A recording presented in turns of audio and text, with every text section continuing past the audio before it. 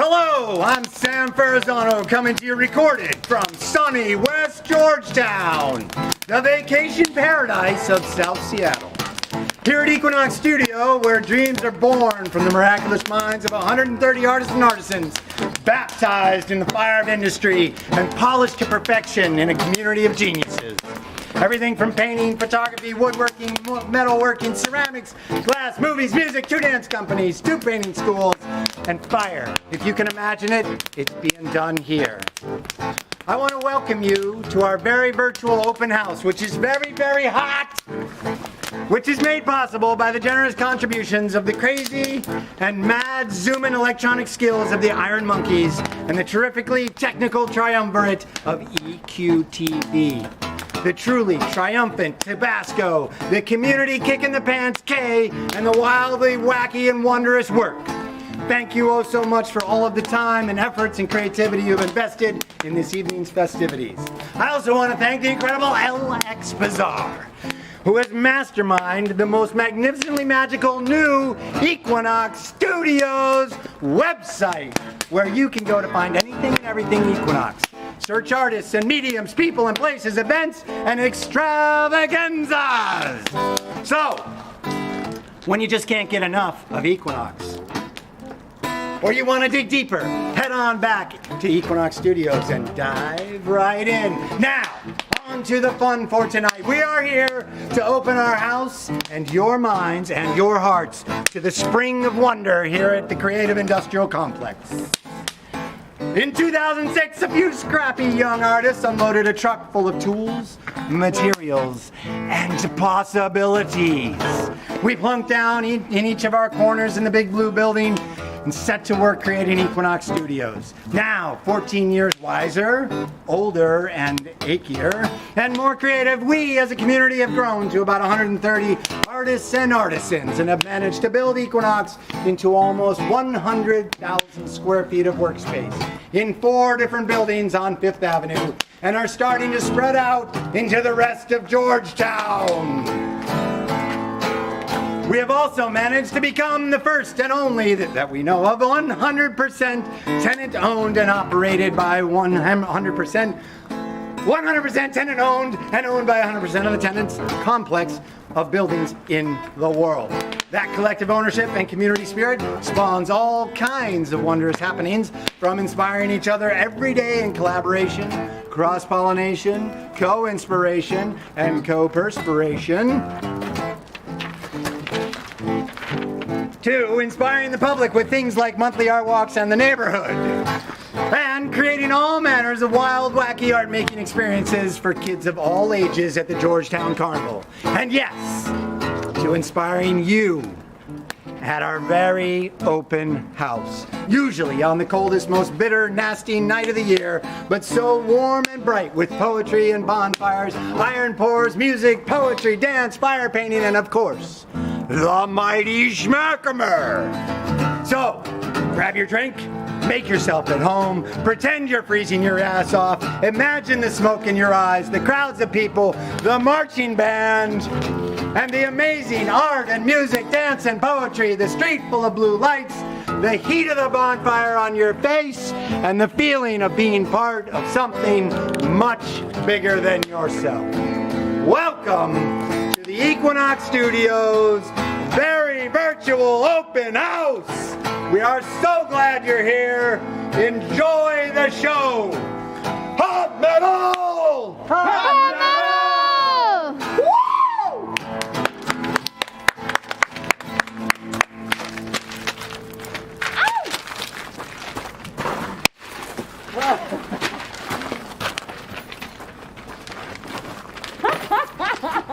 You just want to throw one in there?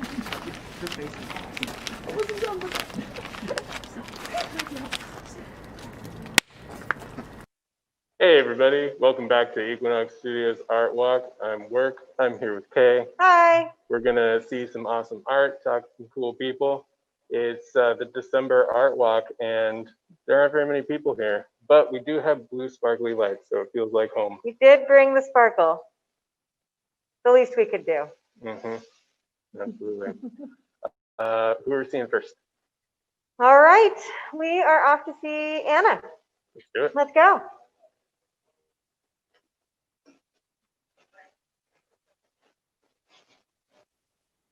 Hi, Anna. Hey, thank you, thank you. Better now than to wait for the microphone before I jump in. Yeah, we've got you all trained. All right, cool. Can you hear me okay? I can hear you Well, loud welcome and back. clear. Great. Awesome. Welcome back. Yeah, Thank you. So excited you guys are here during some daylight because it always helps with glass. Yeah. Asking for direct sunlight would be, too much for Seattle winter, but I think it must be like in winter, it just doesn't quite get over the building. But yeah, I can tell you a little bit about this body of work. Does that? That sounds perfect. Yeah, Okay. let us know. And will you tell us who you are? That would be a good start. Sure, You're let's right. go for that. I'm Anna. Anna Guarneri. Yeah, my info is probably on the screen. Right? It is. Yeah, so I work in glass and do some drawing and painting and other things as well. But those are mostly what's here today is the glass and the drawings. Great. Yeah, so this body of work, I'm calling it stacked for visually obvious reasons, but also I'm also interested in the sort of other meanings of stacked. I've been thinking about that, especially this year. Like odds are stacked, juries are stacked. Right. So it felt like a sort of appropriate for a body of work that's made in 2020. Yeah, and it's, I continue to play with abstract forms and colors and, some of the work has kind of, references but that are ambiguous. So they kind of look like they might be of something, but what that is isn't always clear. Right. And I found that I tend to be kind of drawn to that kind of work. At least it keeps me interested, that ambiguity of subject matter. And, my background is I did more sort of figurative work, so that's probably coming into play, even though these are abstract pieces as well. Yeah, and, when I started this back and forth working, I sort of got back into glass after a long time away, and I had been drawing and painting, and I thought it would be sort of like the painting and drawing were studies for the glass pieces. Right. And it's ended up being some of that, but also some true back and forth, like dialogue between the mediums. Like I'll, in some cases, make a glass piece first and then draw or paint from it, which I didn't expect, which is cool. I think because glass is such a sort of changing, luminous medium, the pieces are always changing in different lights. And I trying to sort of capture that in paint or draw from sort of inspiration from that, I think is an ongoing challenge. I bet. In a good way. Sure. So that's the bulk of what this stuff is about. So are all of the pieces, the glass here and the things that workers are showing on your wall, all part of the stacked series? Yeah, pretty much. Yeah, sort of started with these, and I have more panels that are sort of in this grid-like composition over here. So it sort of started with that, and then started to morph into variations on that. Yeah, but I see connections mostly. There's like gravity, weight that comes across, I think, in all of these, and there's some sort of sense of shapes, sitting or overlapping each other. That's a kind of common thread, I guess. How long does it take you to either paint a piece or do a piece of glass? I'm sure they're vastly different, but Yeah. what's your rough? Oh my gosh, I don't even know. Like some, I'll just, I mean, this is probably true for so many people. Like some just happen, just like sort of pour out in a few hours, and others I like return to again and again and again. So some of these works are like, they still might be works in progress. I keep making changes. That's kind of why I keep things up on the wall.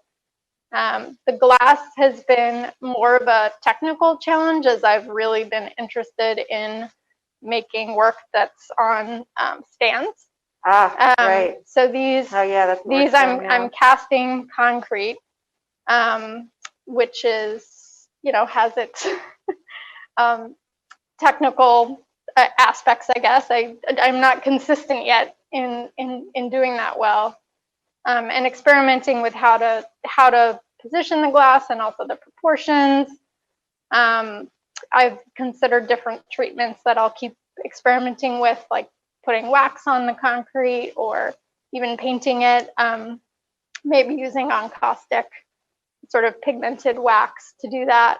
Yeah, so so those are pretty time consuming right now, but hopefully once I get into more of a routine and work out some of that technical stuff, I think I'll be able to be a little more efficient with them. And are you creating the glass, like are you coloring the glass? Are you? Oh, good question. Yeah, so no, I'm using glass from that I buy as mostly as scraps from people who are doing bigger projects. Mm-hmm. So there's various stained glass shops in our region. We're lucky to have multiple.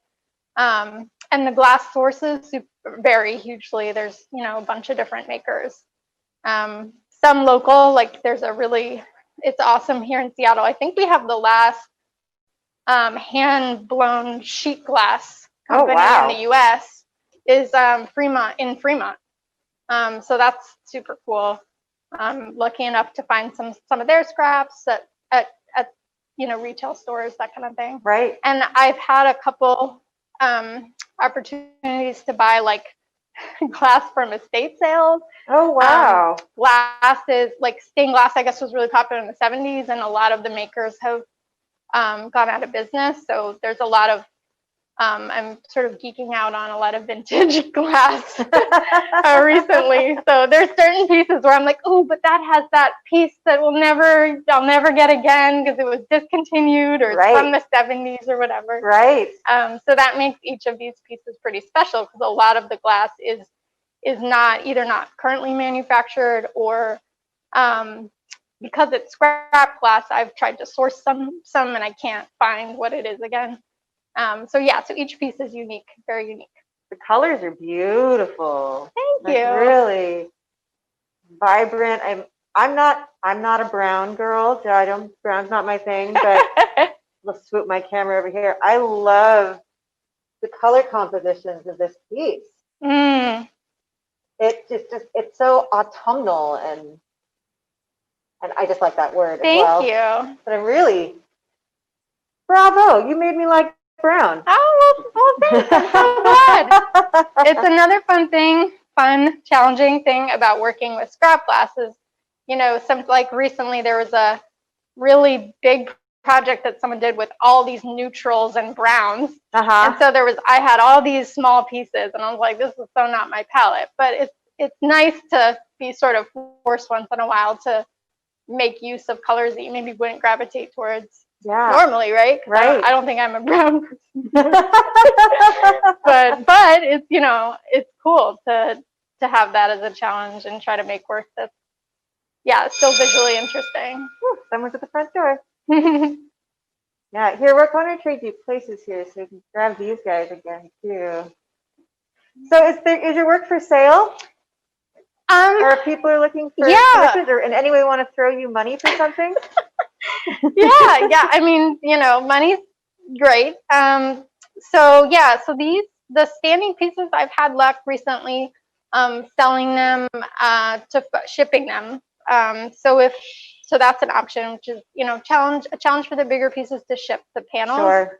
But I can sell those regionally, and eventually I'll figure out a good method for shipping.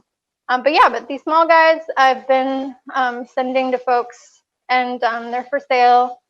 You know, if folks are interested in the watercolors and other things, my website has some work on it. I have other small pieces that are sort of little, you know, paintings that are more affordable. So yeah, certainly open to inquiries.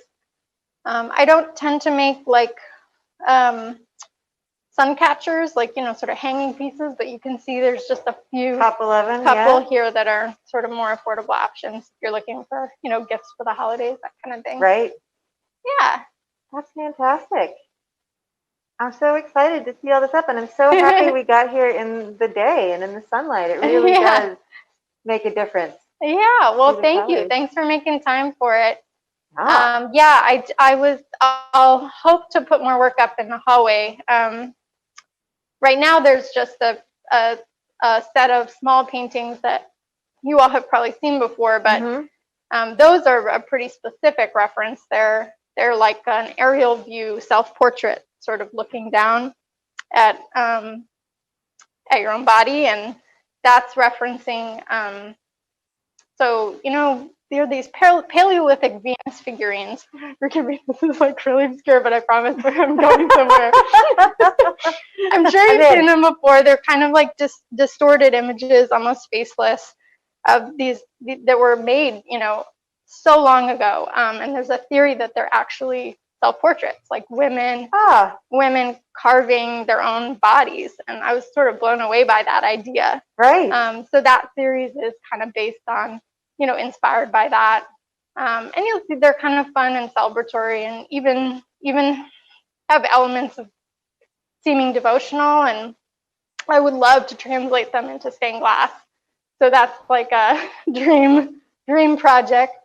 So if you know of any, grant opportunities for that one. Yeah. But yeah, because, with the history of stained glass in our sort of Western culture, and it's a pretty loaded medium, but has that kind of religious and devotional connotation. Right, of course. So it seems like a interesting way to make stained glass work with that kind of figurative content. Hey, Work, do you want to go check out what's in the hallway and show us some images of that since we're chatting about it? Well, that's great. I will certainly keep my ears open. If anybody else out there knows of grant ideas, Yeah, let me information's at the know. bottom of the screen. Anna would love to pursue this. Yeah. Yeah. And then, that's my only, I think, directly figurative work right now. But honestly, my sources, like, I'll find myself taking photographs of things that are so varied, and I think a lot of abstract artists do that. Like, anything from like the pile of trash that I see on the side of the road, or certainly like bodies are interesting, and sort of shapes that come up for me in my work. Recently, what was sandbags. Like, I was sort of obsessed with the construction site, like the Amazon, whatever they're building over there. Whatever they're building over there. Sandbags and pile, I guess goes with the piles and stacks theme. Right. But it's interesting. Like, things that, maybe are regular or pretty normal in people's, like, we see every day, but when you really look at them, I start to think that they look so absurd, and so often that kind of thing will end up being kind of making its way into the work, even if it's not super direct. So love it. I'm talking your ear off here. You are doing just great. You are doing just great. Well, Tabasco, are you seeing a little bit of flickering on the video there? Just checking. I'm getting a little, I don't know if it's just me that's getting a little gray flicker. Oh, that's better. Oh, that's better. Kind of going in and out. It was a little strobe effect. Well, you could pretend that's on purpose. Exactly. Thank you. I appreciate that. Awesome. Well, do you have anything else you want to say to folks before we wander on down the hallway? I think that's it. No, I'm excited to be part of Equinox, and oh my gosh, thank you so much for doing these tours, the virtual version, and we're lucky to be part of it. Yeah, well, we can't wait to really do it up in style next year, but for the moment, we're going to have as much fun as we can like this. Double the party next year, right? That's right. It's going to be crazy. It's going to be the very, very open house. Yeah, let's do it. All right. Well, thanks so much, Anna. Yes, thank you both. Greatly appreciate it. Have a good rest of your day. Yeah, have a good rest of your tour. Thanks. Bye. Well,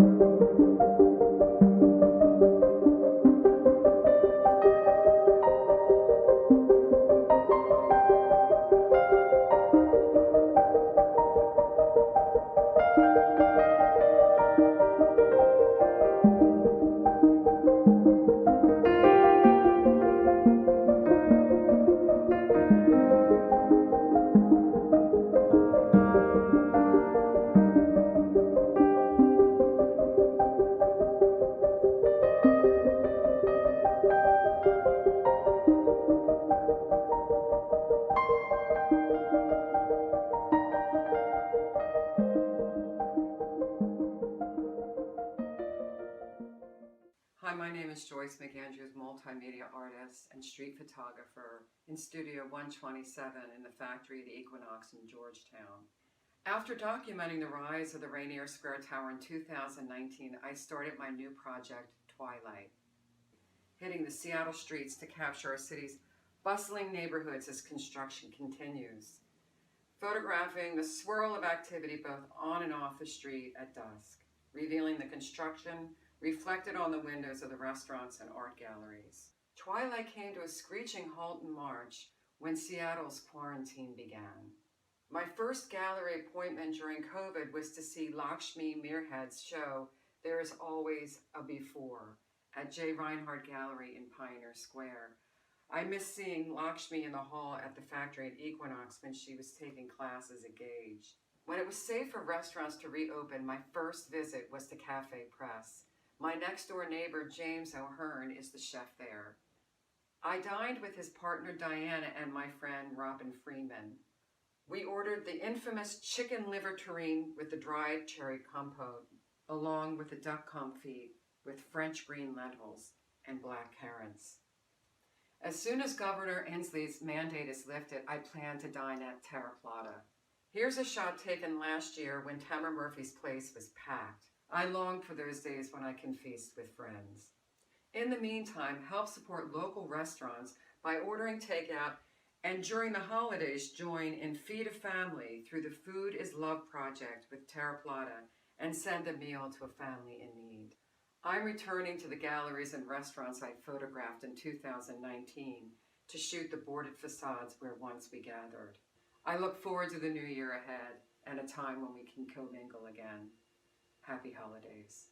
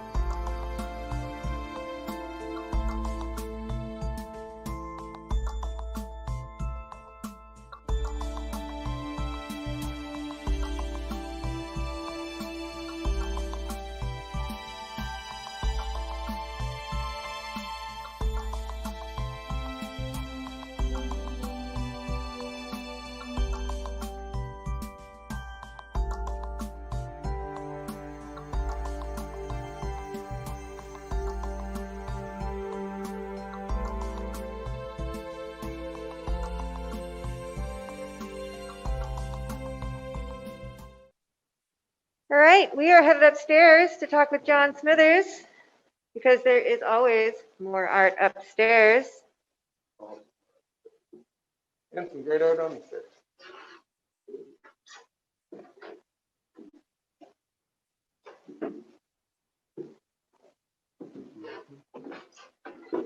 And it's such a sunny day. It is a beautiful day. Very Kinda feels unusual like for not December in even in Seattle. Seattle. We'll come talk to these folks at a later date, not today. There is more art to be explored. Mhm. So much good art.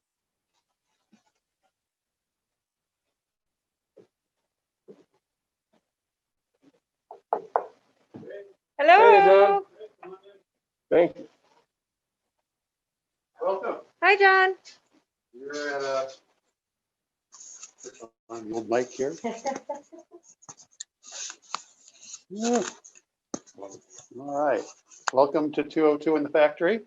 Thanks. You haven't been here before. This is John Smithers Studio. I'm John Smither. We'll do a little look around here and I'll explain some of the things I'm working on and kind of get you acclimated. And what I'd like to do is start over on this wall with probably visually the simplest thing in the place.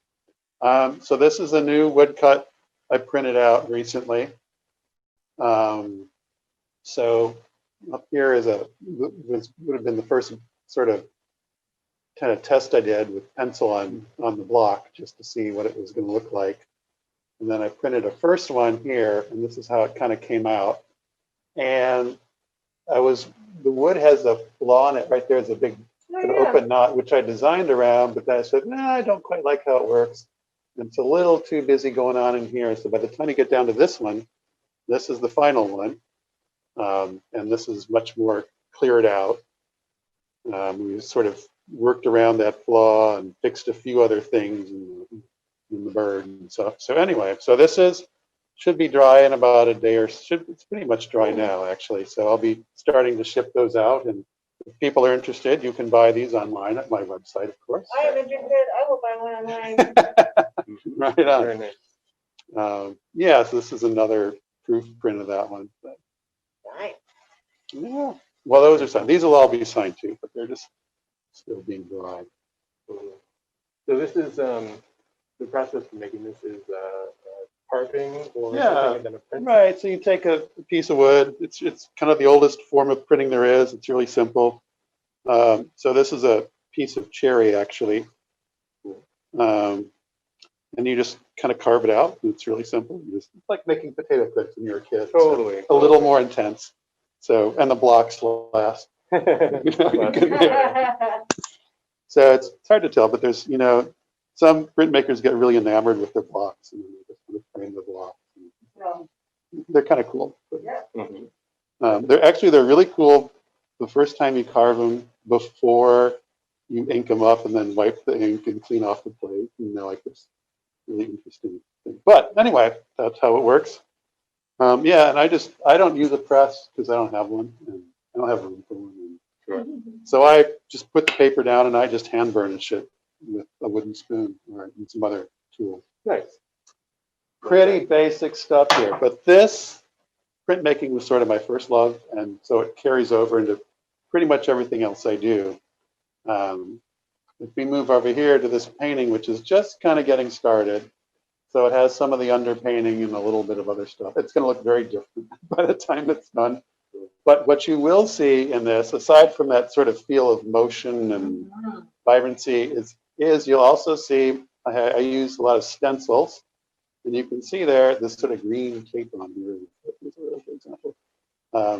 These will be stencils, and when I'm done or close to done, I'll probably pull up the stencils and see what it looks like and adjust from there. This is sort of my first sketch of this, thinking this is where it's going to go. So it'll be kind of that sort of vibrancy. I'll probably put a nuthatch in here somewhere too, just for fun. Become very enamored of them. They started showing up at my bird feeder. I haven't seen those before. So yeah, this will be pretty cool when it's done. And then there's another painting over here, which is a little further along. More about you have all the reference photos, where reference to sort of similar themed photos. Yeah, I use. I'm not really painting from the photos, but it's just sort of kind of triggers my memory a little bit and just kind of. Yeah. So this is further along, and so what I'll do here is I'm going to go ahead and pull a little bit of a stencil up here just for fun, just to kind of see what it's going to do. And you can kind of see there's that negative space happening, as if you were carving into it, which I think is really fun. So this one's actually covered with them. So by the time it's done, there'll be a lot of that going on. So it's probably almost time to pull the tape on this one. I'm probably going to do a few more bits and pieces, and then I'll see what it looks like, and then I'll go back and work on it again. So yeah, so these are really fun to do here. So that's the paintings. Now when I show in galleries and or exhibitions or whatever, typically what I'm showing are not these paintings or these woodcuts. I show my installations. And my installations, if we just move over here, this is a fairly simple one. They use that same painting technique, but now we have multiple panels and we're surrounding the video. And I sort of think of these as kind of altarpieces in a way. And they're sort of devoted to a particular sort of place and time and memory. So I sort of use that TV as the central focus and then surround it with other supporting imagery. And then you'll see the one thing I do with this is I will go ahead and take these stencils and that stenciling, and I'll grab imagery and I'll layer it on the video.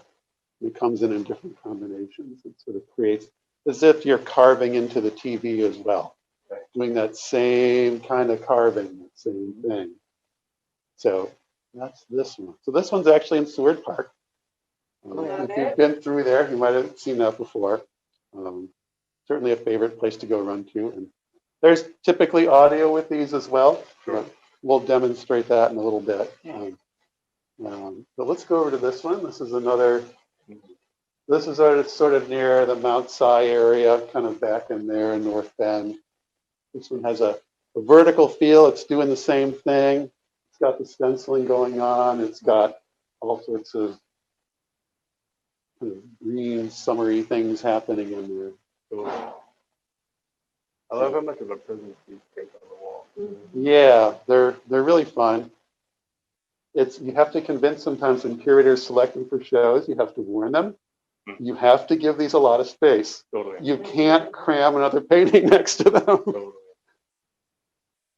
And with these, well, anyway, so let's go, when we have a moment here, we'll go look at the other one on the other side of the wall, which is the latest and the biggest. So this one, instead of one screen, we're now using 3 screens. Whoa. And it's all using sort of the same technique. And my stencils are all radiating out from this center, kind of creating this pseudo piece. Now, for audio, we'll go ahead and demonstrate the audio here. So bear with me here. We'll start it out. Let's see.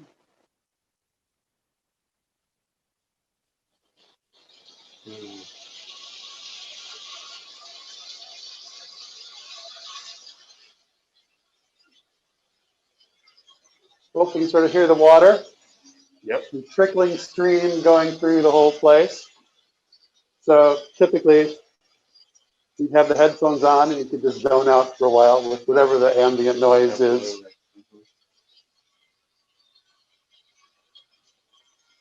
So these actually are finally going up in February. They were supposed to go up last year, but we had the pandemic and nobody, everything shut down. So this year, it'll be back at Old Core Gallery in Pioneer Square in February. So the final thing I want to show you, I'll turn the water down now. I was thinking that would be, you could probably create files like that to go into like VR headsets. That kind of thing. Yeah, all sorts of. There's a lot of possibilities. It can kind of go in all sorts of different directions, which is what's interesting about this. So something that people ask me about is they often want to buy the individual panels themselves, which I kind of say no, because it's hard to, then I can't display the installation. However, but because of that, what I do is for some of these over here, I do make inkjet reproductions, which are pretty darn accurate. And so I sell these for a fairly cheap price off my website, limited runs, so it's not like I'm making thousands. Totally. And then you said a recreation, so it's not a print from one of those, it's a scan. Okay. I'll do a color scan, and then it's an archival inkjet print, which will last for, I don't know, probably as long as you live, at least, if not longer. So yeah, so these are available also on the website. I have a few others beyond these as well, but this is my little display I put up for this. Absolutely. Yeah. Very nice. So that's kind of what's going on in the studio here. I'll put these will get cleared out pretty soon. I'll start some new stuff and we'll see whatever direction that goes. Sure. That's about it. When you're creating a big installation like this, do you start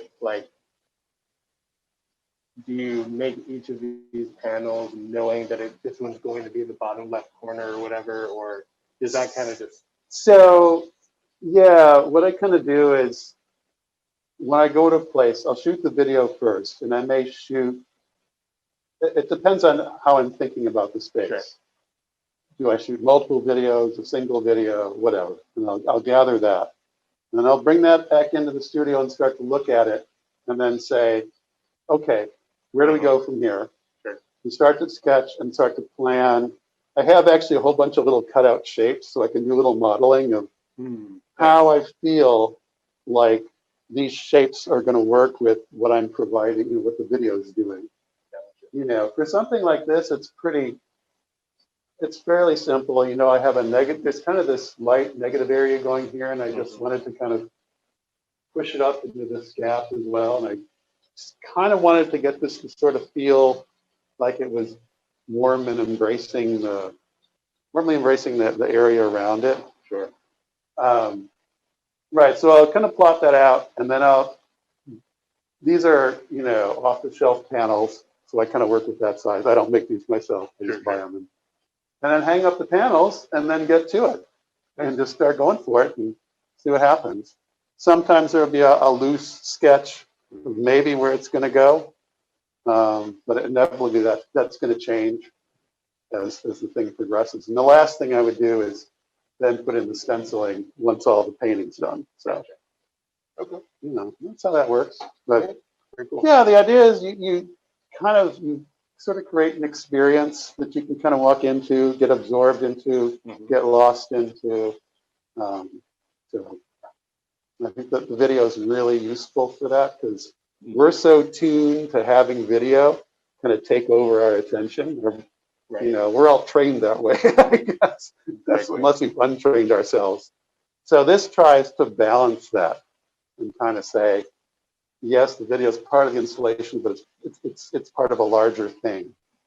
You try to balance the strength of the video with the strength of the painting and the pieces around it. So that's kind of the challenge. Well, thanks so much. Yeah, well, thanks for coming through today. Absolutely. I love the water sound too. You know. Yeah, yeah, it's pretty fun, especially once you have the headphone environment. Totally. Yeah. Totally. All right. Cool. Well, we've got your information on the screen. Okay. And people can find your website. Yep. johnsmither.net. It's really easy. Totally. Okay. All right. So long. Bye. Bye. Bye. We'll take your microphone back. Oh, I don't get to keep this. No. It's still amazing that you have left one behind you. I know, right? I know. We're still in half in the table. We'll probably mess it up. Yeah. We keep saying that though. We'll see. I know. I know. All right. Thanks, John. Have a good one. All right. On that note, I think it's time for another commercial break.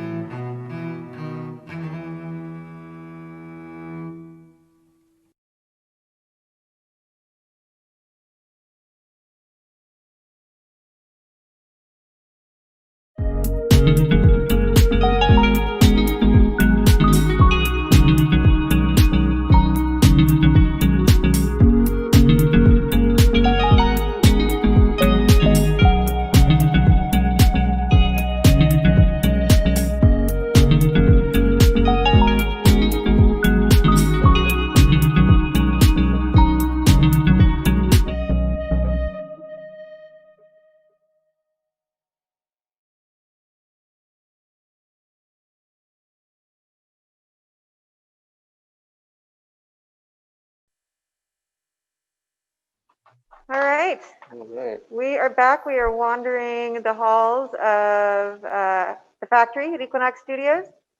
Currently looking at some of the stuff on the walls at Edition Studios, who are printmakers and bookbinders and just amazing, beautiful, old school print and bookwork. They're great. You can find them. They have a really great Instagram page, Edition Studios. Strongly recommend looking them up. Absolutely. Offering some quality words of wisdom here. Be kind, gentle, playful. Copy that. Will do. And where are we on our way to? We are on our way to see Chris, right? Sheridan, absolutely. All right. 133. 133, I think it's down the hallway. Good. Let's take a little gander at some art as we move along. Seeing some of last month.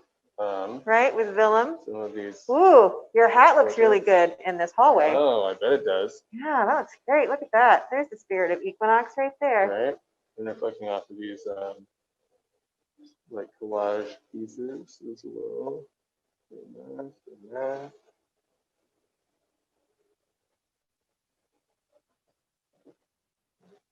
Let's see. Oh, and Oh, yeah. again, those watercolor schools, I think, were up here Yes, before. they Those were. super cool. I'll have to check in with her whenever we talk to her to see what she's got up her sleeve next. So this is some of Miss Christina and Willem's studio, photo effects studio gallery. We'll come back and talk with them a little later in the week. And at the moment, we're looking for Chris. Hey there. Hey, Chris. How's it going? Good. Trying to figure the best way to book this. Go ahead. Oh, geez. Okay, thanks. There, we're running out of space, so. The microphone. Oh, sweet. I always feel so official with the microphone. I appreciate that. You guys. look official with a microphone. Yeah, right on. Cool. I try sometimes. So how's it going? Will you tell us who you are and what you do? Yeah, I'm Chris Sheridan. I'm a painter. I've been in Seattle for 15 years. And this is my little space. I normally share it with my wife, but she's at home painting. So I took over the whole thing. All four walls. All four walls. Yeah. I have a lot of work in here right now. Yeah, you do. Hmm? Well, show us some of what you've been working on. Well, you know, when I talked to you guys in the summer, I was getting ready for a big solo show. That's right. I was going to have in Oregon. I had the show. You did. Yeah, and all the work is back because COVID sucks. Yeah, that does. But it sucks for all of us, right? That's true. It's a universal second. Yeah. So most of that work is here. A lot of it's all wrapped up because, well, I don't have enough room. But this was from the show itself, from my solo show. Just a recap, my solo show was about a 2-month art residency that I did in Corpo, Finland. It's a little teeny tiny island in the middle of the Finnish archipelago. Yeah. And I spent 2 months backpacking and taking pictures and doing sketches, hanging out. And then I came back, and all year I've been working on this epic solo show. And it was cool. Like, I'm super proud of the work. Like, it was such an accomplishment to finish all the work. I just wish that people wore masks and then people could go to my show. Right. You know, and I wish for all my artist friends that are probably watching this when it comes out, I wish they could have all had their shows too. You know, this is how we make our living, and it just got dashed because masks are such an oppressive thing. I promised I wouldn't get negative, but that was my little bit. Just my little tiny dig out there. Absolutely. Bring it on. Yeah. But, you know, Equinox Studios, we're an amazing community. We all support each other how we can, like you guys doing this amazing thing right now. And so I know that the year sucked for so many of us, but, you know, little things like this make it awesome to keep on doing things. Yeah, they do. Yeah. And it's a good excuse for work tonight to get out and actually see some art, you know. Yeah. Moderately self-serving. Yeah, exactly. And we wear blanky hats. Oh, yeah, that's a great hat. Yeah. We're trying to keep the spirit alive. Yeah. So give us a little bit of a talk through some of your process or some of your color choices. Like, how do you make what you see in Finland into photos happen on canvas? Well, that's a good story, a good question. Anyway, so I have discovered in the last couple of years that artwork isn't anymore about creating paintings of stuff. For me, it is sort of crossed this line from being a want simply to create to a want to learn more about me and how that learning came to be, which I know is kind of selfish, but I go into the forest and I wander around and I check out cool places. And, I originally thought that I was going into the forest to, hunt down these ideas of the origins of stories and myth and folklore and stuff. But the more and more I tromped through the woods, the more and more I started to turn my discovery inwards, maybe inadvertently. I started thinking about past traumas and experiences, all these things. And it just like opened up these floodgates of emotions and ideas. And so now for me, artwork is this sort of healing process where I go outside and I live these mental health things, you might say, and experience them and build upon my story and my collection of tales, if you will. And then I come back to the studio, and the way that I process everything that I thought about when I was in the field is by recreating these paintings. And it sort of becomes this full circle of experiential quality and then processing quality, which gives me this full ability to think about and process who and what I am and what my story is. So it's kind of a driving force now, me getting out than I am in the studio. But sorry, that was a long introduction to your question. That's quite all right. Directly to your question, so when I get back to the studio, I have lots of sketches and photos and all kinds of things, and I do charcoal drawing on canvas to match the locations that I really like. They get a bit more expressive than the photos because I want to make it my own image and not just a copy of a photo. And then after the charcoal is on the canvas, I spray coat it and then I waterproof it, and then I do oil paintings on top of that. Dang. I start off with a really bright red underpainting, and for me, conceptually, the bright red is sort of like the existence of life, the quality of things that exists in living beings and living sentient beings and places. And so it's kind of like, you can see a little bit of it right in here.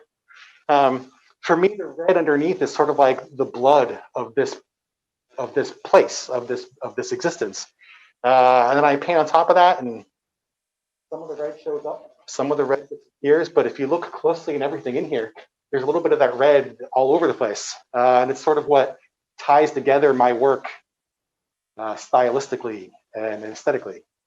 Excellent. Yeah. Let me have you pause for just 1 second. Tabasco, is that audio okay? Yeah, it goes. We're not losing you, but it goes in and I out sort a of little bit. bungled through that one anyway, so.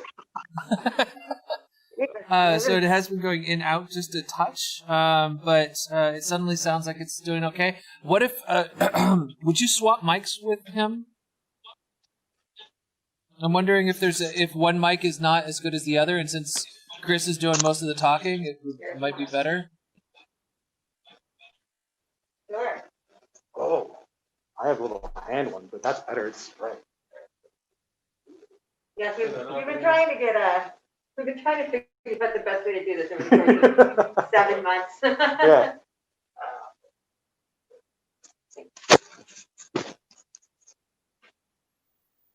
Nice.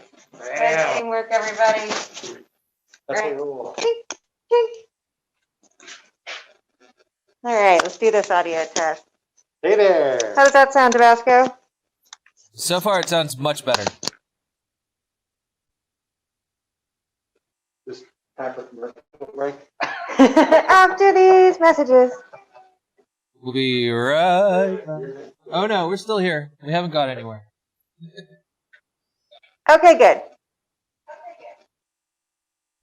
Sweet. So are you getting better audio now, Tabasco? I think so. Can you hear me? Okay, great. Yeah, okay. Excellent. Well, we'll just continue from where we were at. Yeah, so anyway, that's it. That is charcoal drawing, waterproof charcoal drawing, red underpainting, then oil paint on top of that, and then well, that's really about it. And what do you use the same sealing process for your top coat? So No. you did a process and you sealed and then painted. Yeah, so when I do my charcoal drawings, I use matte finished crystal clear Okay. on top of it, but that doesn't make it waterproof. That just sort of gets it so it's smudge proof. And so then I've got this trick where I use matte medium in what I call the Ferrari. And the Ferrari is this giant cement trowel. And I load it up with matte medium. And as long as you only go over the canvas once really fast, it doesn't lift out the charcoal at all. Oh, wow. But it completely seals in the charcoal. So that way, if you're painting along and you really just destroy a section of it, you can take out some turp and dump it on there and rub it out, and your drawing's still there. So you don't ever lose it. I used to be an illustrator back in the day, and I'm, old illustrator techniques with graphite. And I wanted to see how I can make it better with charcoal, and that's how I do it. That's very tricky. You heard it here first, people. What's that? I'm just telling our audience that they heard it here first. Yeah. Amazing tricks. So are any of your works for sale, or do you have things, we've got your information up on the screen, so if anybody wants to get a hold of you, they can certainly do that. But if you look at that sign right there, oh, I put it up for it. Oh, I got it. I have a website which has everything on it, to an extent, everything on it. And then the shop is my Square online shop that has a holiday sale up right now. But it's got some original paintings on it. It's got limited edition prints on it. So there's a good selection to choose from. Great. So, folks, go take a look at Chris's work. Do it. Support our artists and our beautiful Equinox studios here. This is gorgeous work. Thank you very much. Actually, it's kind of, I did it sort of chronologically here. So this was the most recent solo show that I had. It's all Finland work. And then this one was just the remnants of what I had left over from a solo show in 2018. It was all about Iceland and a quick jaunt that I did there. And then this is the last two paintings for a solo show I had back in 2017. And this was right at the point where I decided that I didn't want to paint the figure anymore. And then started doing this stuff. And so this is sort of the history of the last 3 years. That's fantastic. Well, I got to say, it feels really good being in here surrounded by all of your work. It's strangely feels very warm despite all the blue, icy northern hemispheric tones. It's really lovely, Chris. Really, really lovely. Thank you very much. I appreciate that. Yeah. Was there anything else you want to say to our folks out there in the world? Happy holidays, everybody. I hope you're all healthy and safe, or as good as you can be. And hopefully, if we just wear our masks, we can get beyond all this. That's right. I believe there's an end in sight. Yep. Awesome. Well, thank you so much for showing us around your space. It's a pleasure to be invited in. Thank you so much for coming out. I really appreciate it. This is awesome. Yeah. Equinox forever. All right. We're going to head on out the door here. Bye, Chris. Thank you. Oh, yeah, that's right. Oh, I almost lost it that time, Ward. There you go. It's so close. So close. All right.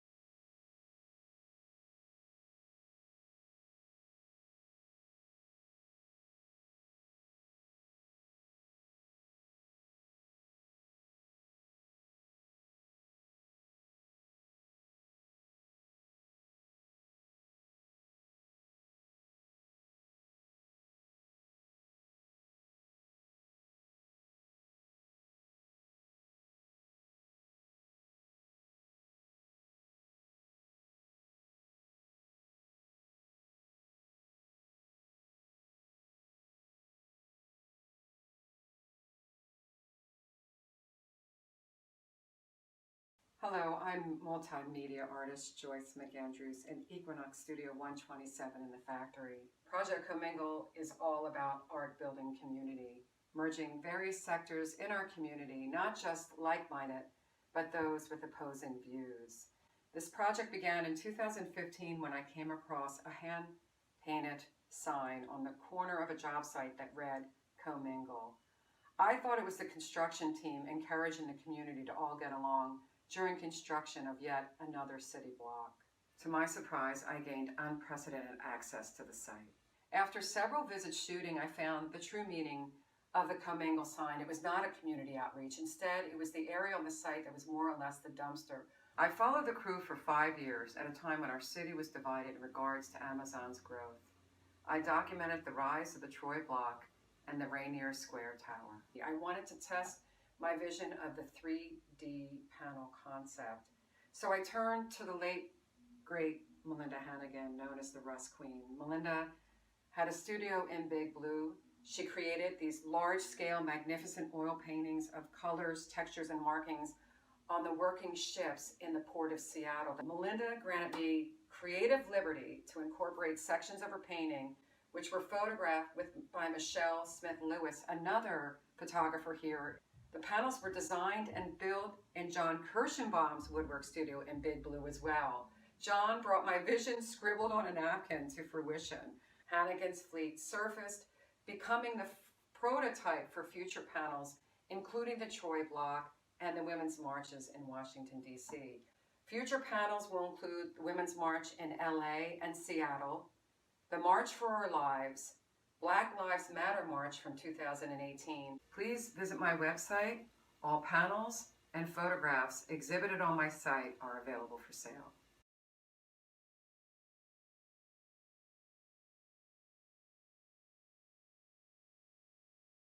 Hey guys, welcome back to Equinox Art Walk with Kay and Work. We're doing this, in the so familiar Zoom format to try to get as many artists as possible, to have as much access to art as possible in these, new and trying times. But we've got some awesome stuff for you. We're going to check out Simona Foggit. She is in the factory building at Equinox typically. Is that where you are right now?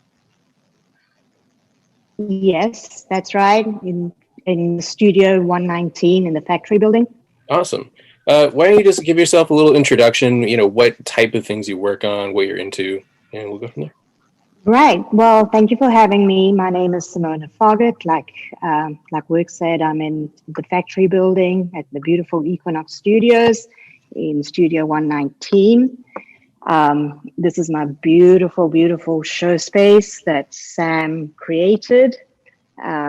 Upstairs is where I do most of my work, my finishing work. And below here is where I show the work, where I meet my clients, and just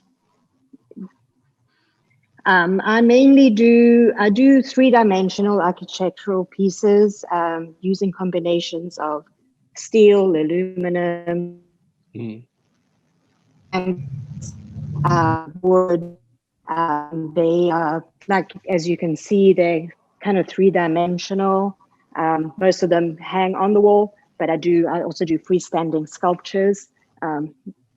And just use as all materials that I can think of together. Awesome. Yeah.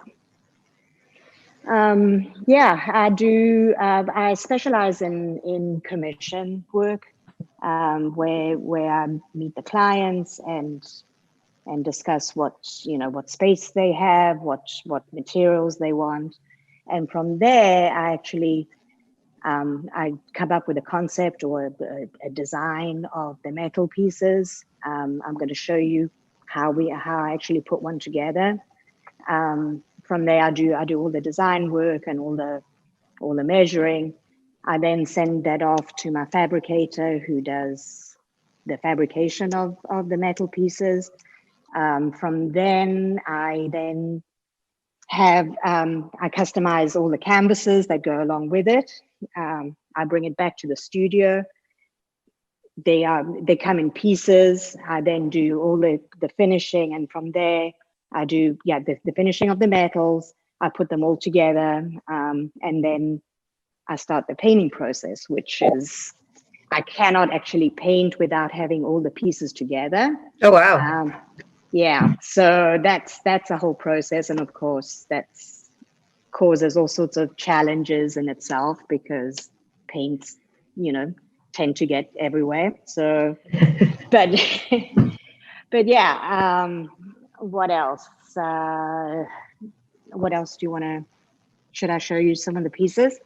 Yeah, I was just going to say I'd love to see some up close of some of your work. Yeah, let me take you along to this one. Let's see.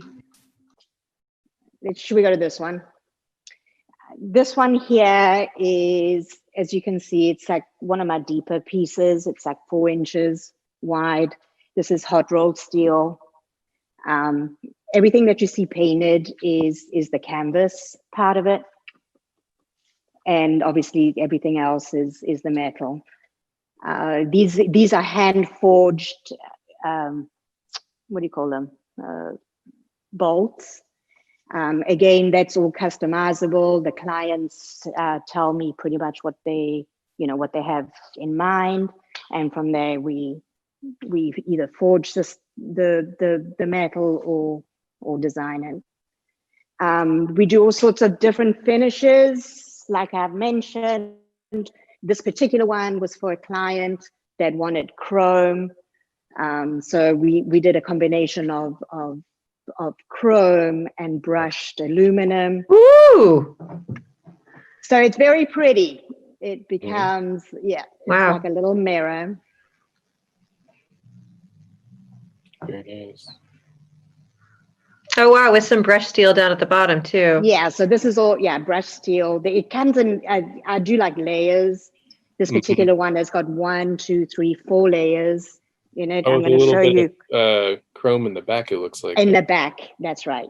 Nice. I like that high relief. That's gorgeous. And then over here, we have the so popular Gold series, which is now blowing up the design world. And it's become very, very popular. In this particular piece, this is a commission that I'm busy finishing, that it's got gold leafing and all sorts of shiny, gorgeous paint. Wow.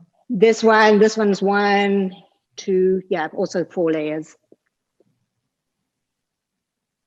I love that. We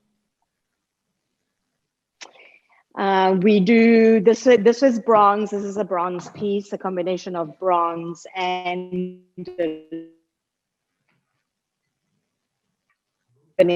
piece. It was a concept that the actual canvas has been cut out of this one. Okay. I'm not going to show you the back because it's probably going to fall down. But this was kind of like a challenging piece, because the fabricator had to actually fabricate something that I had cut out. So, Gotcha. So again, the two things are very much an amalgamation of the materials, and that's what my passion is, and that's what I'm really, really interested in. So there's a metal forged inlay in the center of that. Is that right? Yes. Yeah. That's crazy. Oh, wow. And then this is canvas. Wow. Wow. That makes my brain hurt. That's quite cool.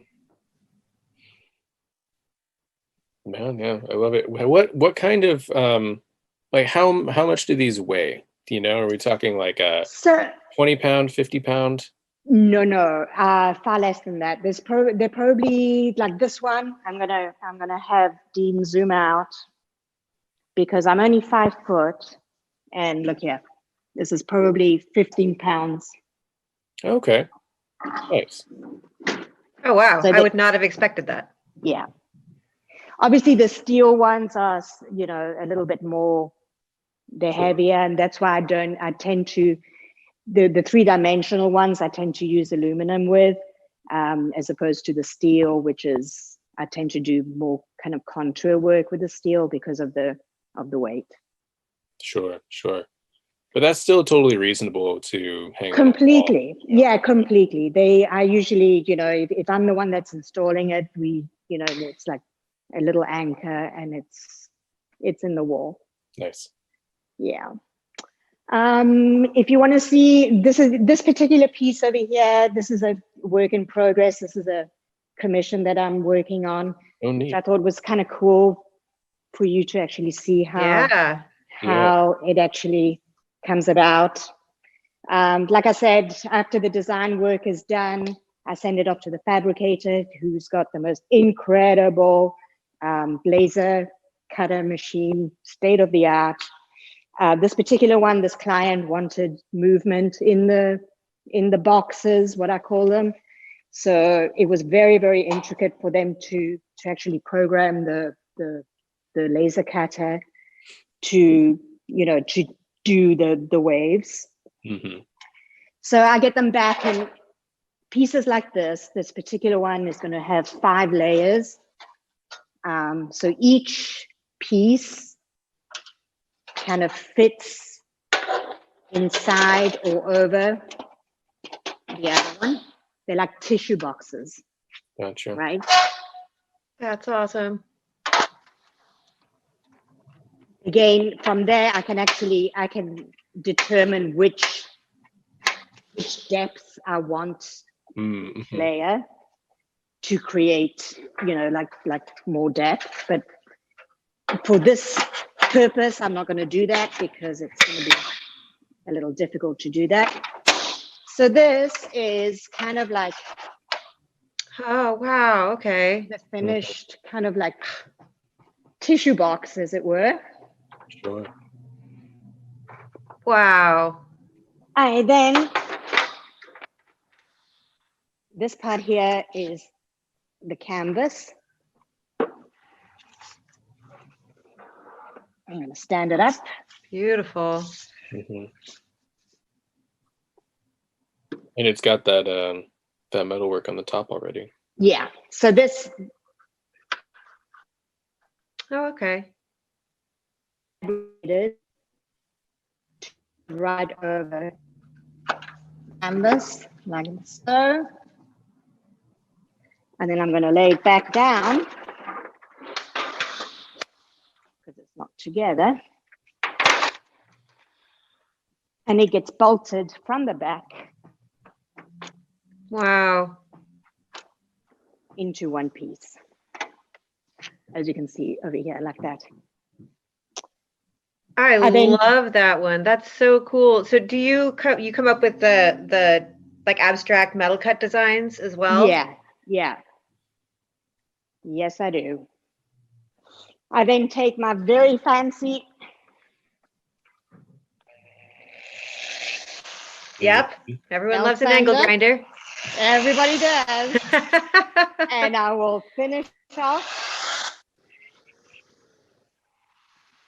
Oh yeah, give it some texture. Totally. Give it some texture or whatever. And that's about it. That's the whole process. Yeah. Let me show you another one. Yes, please. This one was a sample for a commercial client that wanted wood. So I did one like this. This fits over the canvas, and then that fits over the wood. Nice. That's beautiful. I love the colors in that one. It's very that Equinox. one was kind of Equinox, absolutely. That's great. And do you want to come upstairs and see my workspace? Sure. Yes.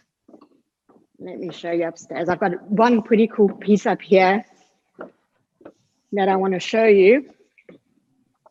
I think you do have one of the most beautiful workspaces in the factory building. I know. It's yes, so I gorgeous. Mm-hmm. Yes, I do. I know. So this is where it happens. Ooh. I have all my metal stacked up, all my canvases. This particular one, I'm very passionate about because it was just really fun to do. This is a freestanding piece that swivels. Wow, okay. That's great. That's wicked. Love it. I just love art that you can touch and move around. I'm such a sucker for it. It does look like glass. That's true. I did one like that for a client that wanted glass, and it had like 4 or 5 different layers of glass, and they lit it from the back, and nice. It was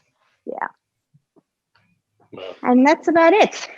What else? Nice. I like that piece on the wall with the 2 sort of color mirrored images. That's very nice. This one here. Yeah. Yeah, this is plated black. This one also has a little tiny bit of wood, and yeah, I like that dark contrast. Very cool. Man, well, that's fascinating. I love the combination of materials that you bring to everything. I think that Thank you. Really rich. Thank you. Yeah, it keeps me busy, and it certainly keeps me challenged because each piece has to be so spot on that it's insane. So totally. Yeah. Are you Right, taking a bunch of commissions right now? Do you have a lot of work in front of you, or open for new stuff? I'm always open for new. I never say no. So I'm working on a piece right now. I've actually just finished hanging a really nice double piece for a client. But yes, please, any commission. Like I said, everything is customizable, and just that's my specialty, I think. So I work with clients. I work with the space that they have, and anything they want, I can do. Fantastic. Yeah, if we want to get creative, definitely get in touch. We've got your information on the screen, so people can find you, even more easily than usual, maybe. And absolutely showing us around. That's great. Thank you for having me, and thank you for coming to my beautiful space. And hopefully we're going to see everybody next year in live form. But I'm happy to be part of this. Absolutely. Yeah, thank you for taking the time. It's cool. I've seen your work, of course, but I had never gotten the talk through of it. So it's great to learn more of your process and how much goes into it and the layers. And I did have a question about who your fabricator is. I have a fabricator in Newport, in Victoria. I have been using them for, oh my God, years and years and years, like 15 years. So they know. I kind of arrived with all these like crazy ideas, and they're just like, oh no, here she comes. But but they do an incredible job, and they know I'm very particular, and they just they just nail it. They nail it, I think. So it's beautiful work. Yeah, they are Newport Manufacturing, and his name is Dan, and he is absolutely amazing. Nice. Strong work, Dan. Well. All right. Anything else, Kay?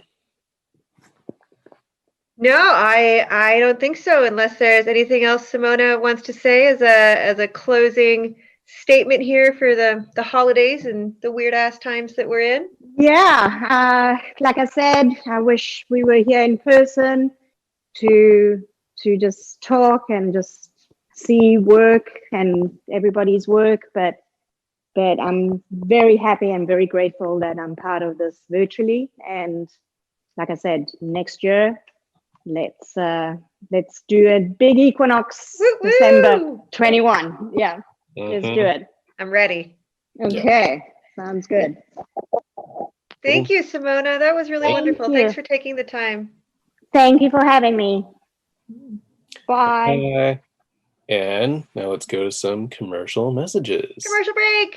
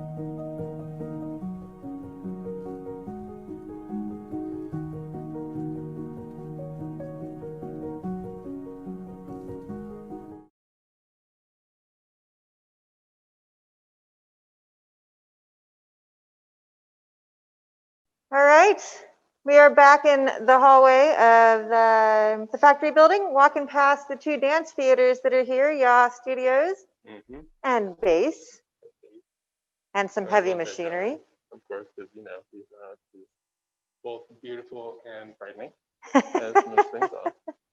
And we are heading down to see Julie Conway at Illuminata. I'm so excited to get to talk to her. Love her work.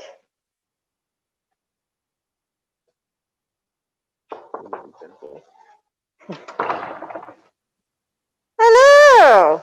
Hi guys. Hi, Julie. Simona. Thank you. Thank you. Yeah, let me hand you a microphone. Now, Yeah. Okay. Great. Yeah. Put this on. You can absolutely hear you.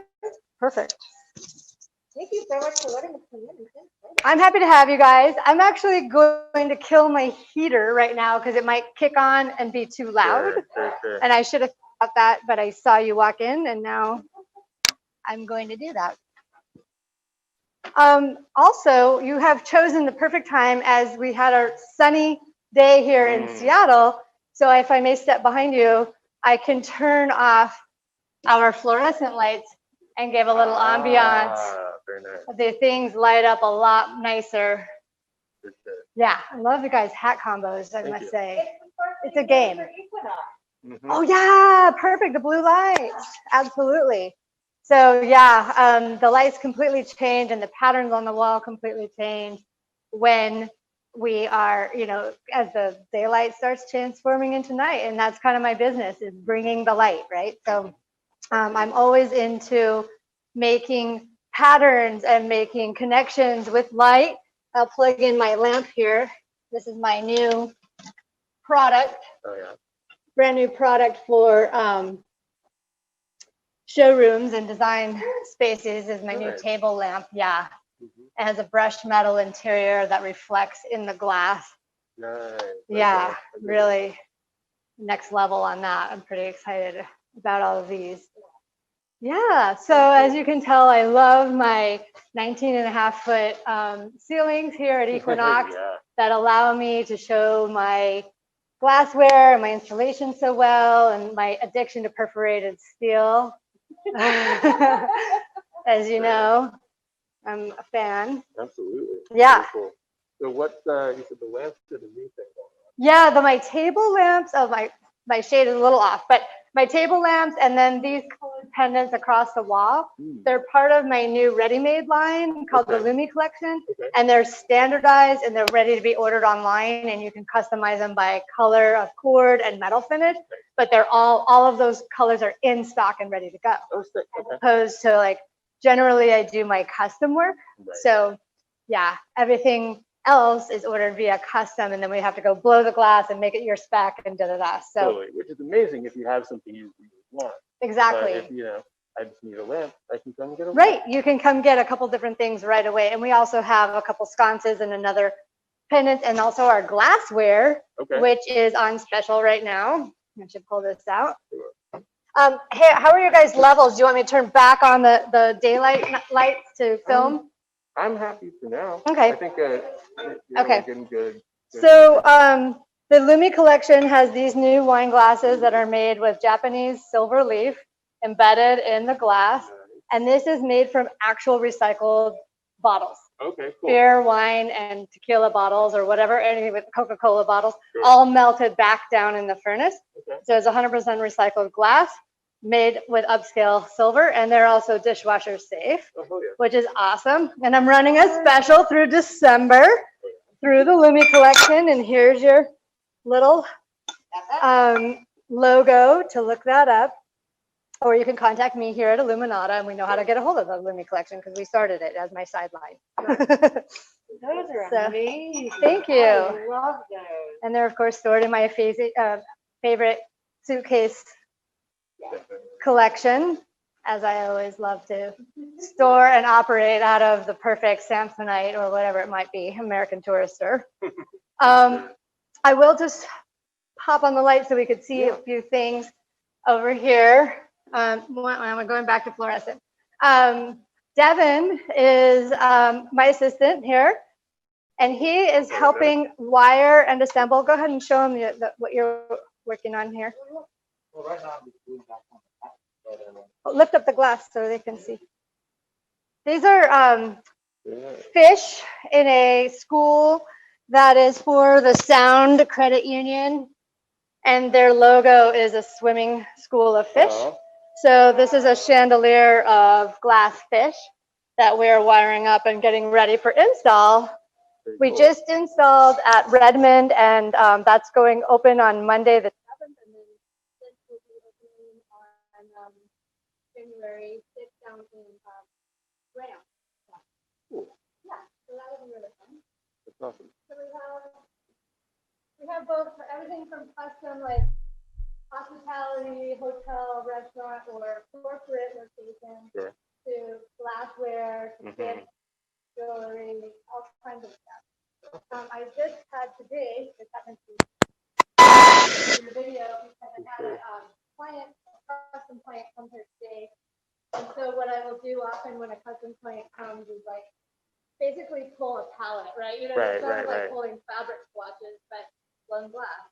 So they have a nautical client and things wanting to in the boat industry and water and in the water. So I pulled out smooth and green, and it's really cool. Yeah. It's all organically formed and kind of jellyfishy in the sense. Yeah. And I pulled up this other one that's all so, you know, some things that we can pull out for a client meeting. So something to be typically do. Definitely. Oh, sure. Oh, sorry. Sorry, all that. No worries. Is that better, Sebastian? No, you're still all very far away suddenly. It just happened. Yeah, turn off my music. We'll see.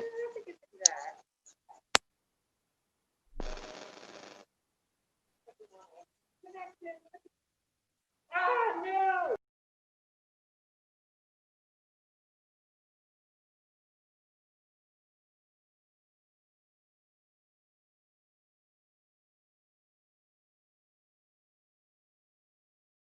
How's the sound? Is that a little better?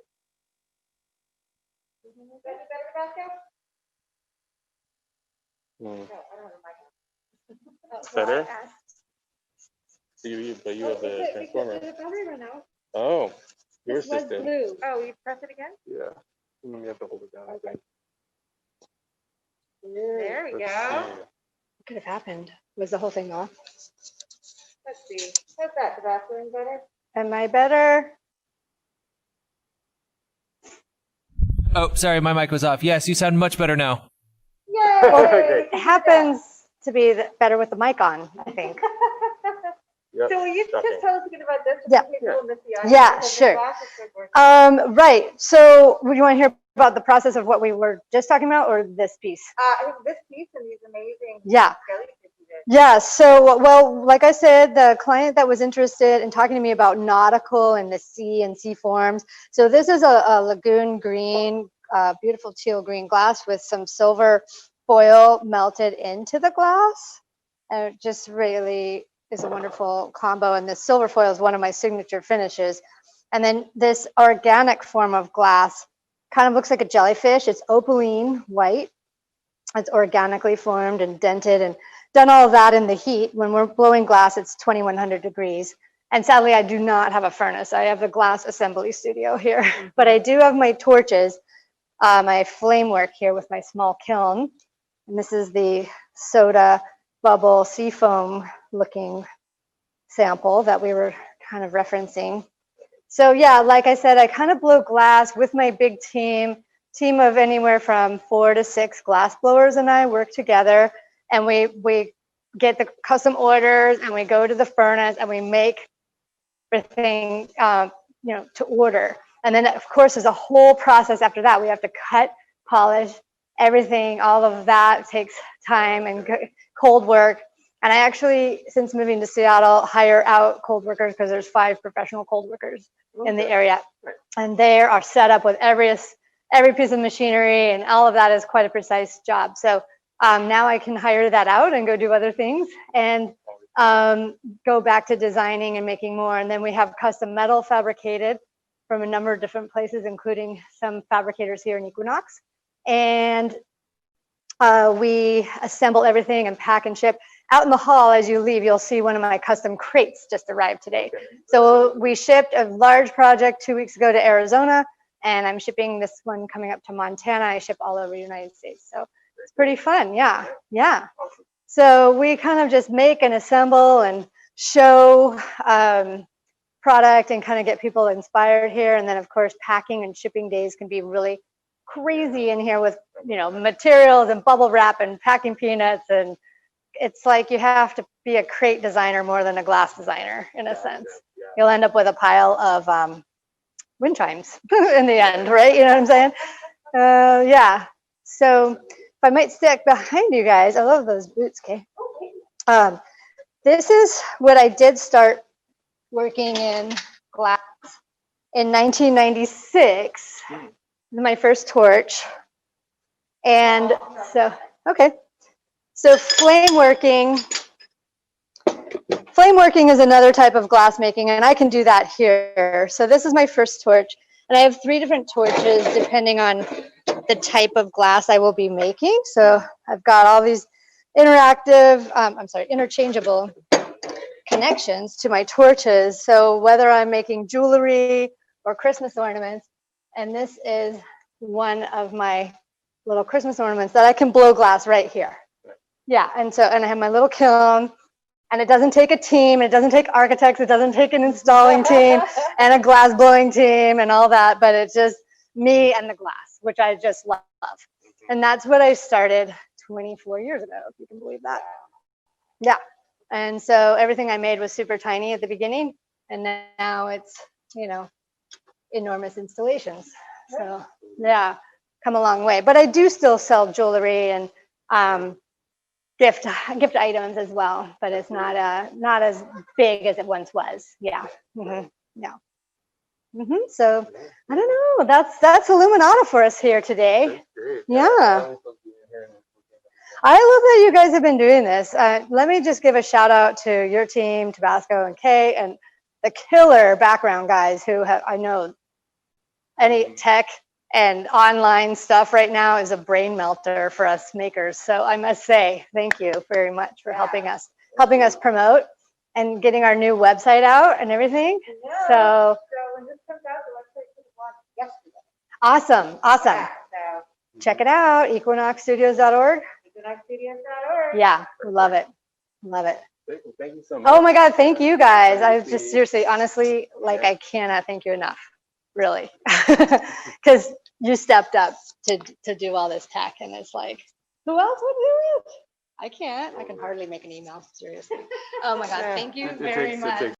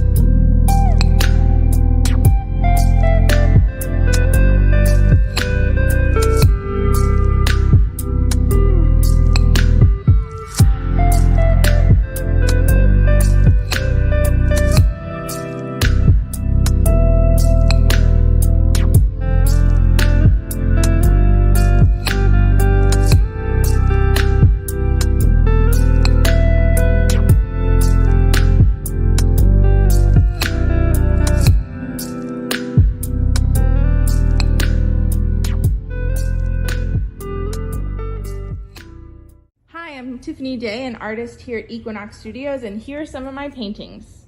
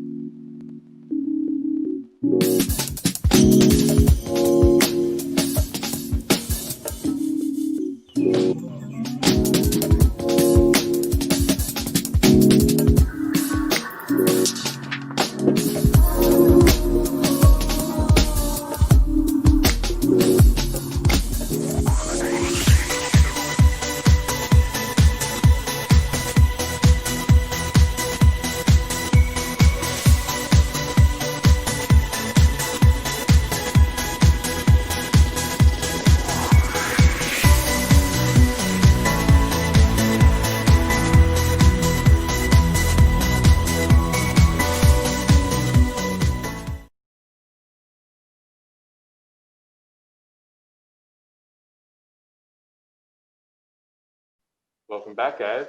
We just went in the back door of the blue building, and we're here. I'm checking out this awesome wire art. We're on our way to John, the woodworker, who you may remember from previous episodes. We're going to see what's going on with him. Yeah. Yeah. And this is Sophia Wheelwright's work here, this stuff that Work was just talking about, textile, mesh, spatial work, which is just fantastic. Definitely a big fan of like floofy, organic looking things, you know? Totally. Totally. Other cool hallways. Just getting lost in here, you know, wandering around late at night, checking out the art. But that's why we're here. That's why we're here. And we will be back next year for the other things. Yes, we will.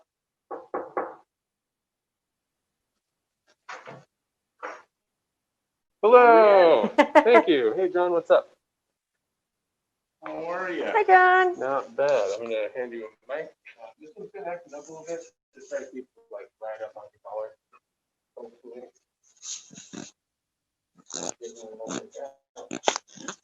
Yeah. How's that sound, Tabasco? Loud and clear. Yeah. There we go. All right. So what's going on? John, will you tell us who you are and what you do? I am John Kirschenbaum, K-Bum Design. I basically creatively solve problems for people generally out of wood. That's an excellent answer. And accurate.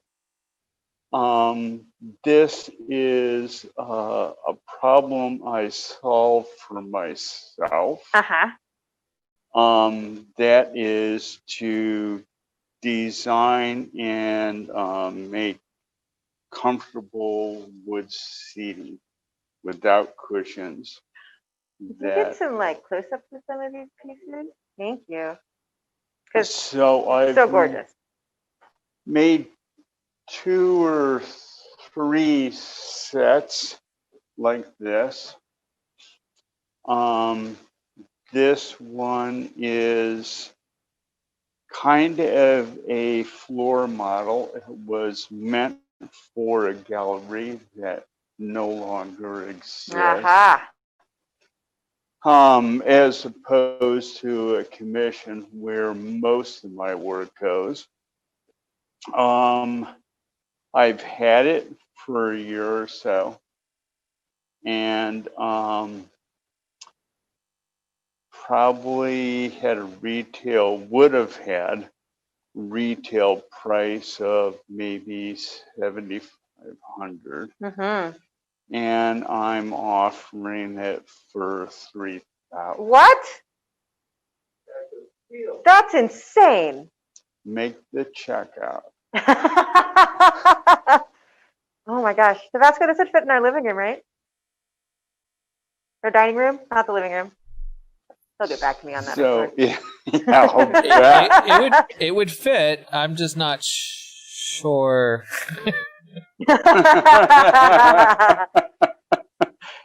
mumble trail off. Yeah.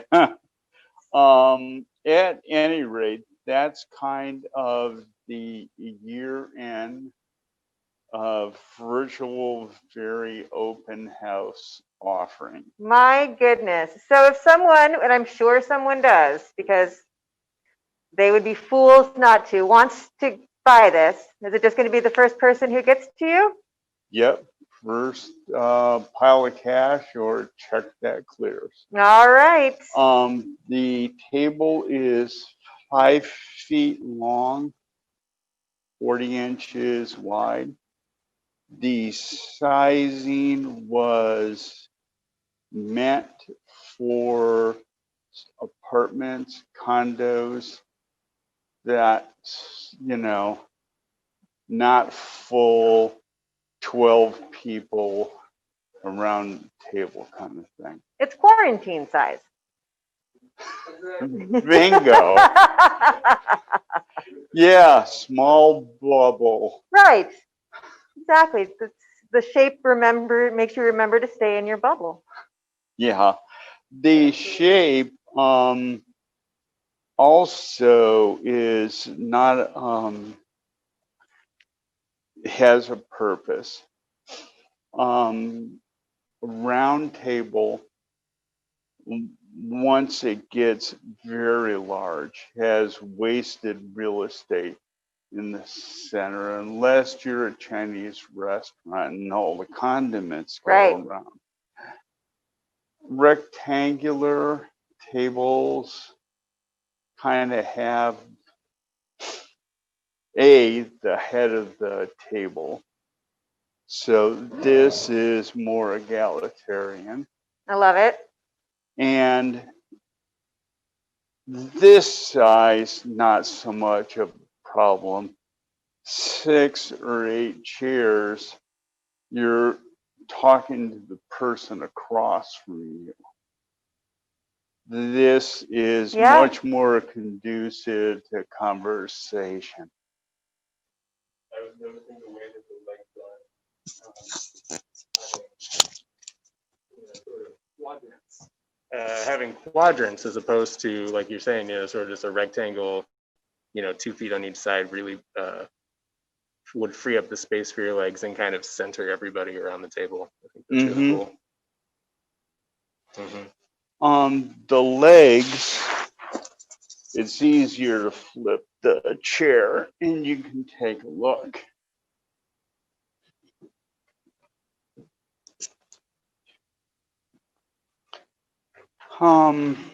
You can see that kind of triangular shape. That is the shape of the top of the leg that's embedded in the chair. So it's an incredibly strong joint, allows all kinds of negative space underneath. And you can also see the kind of tension it allows on the underside.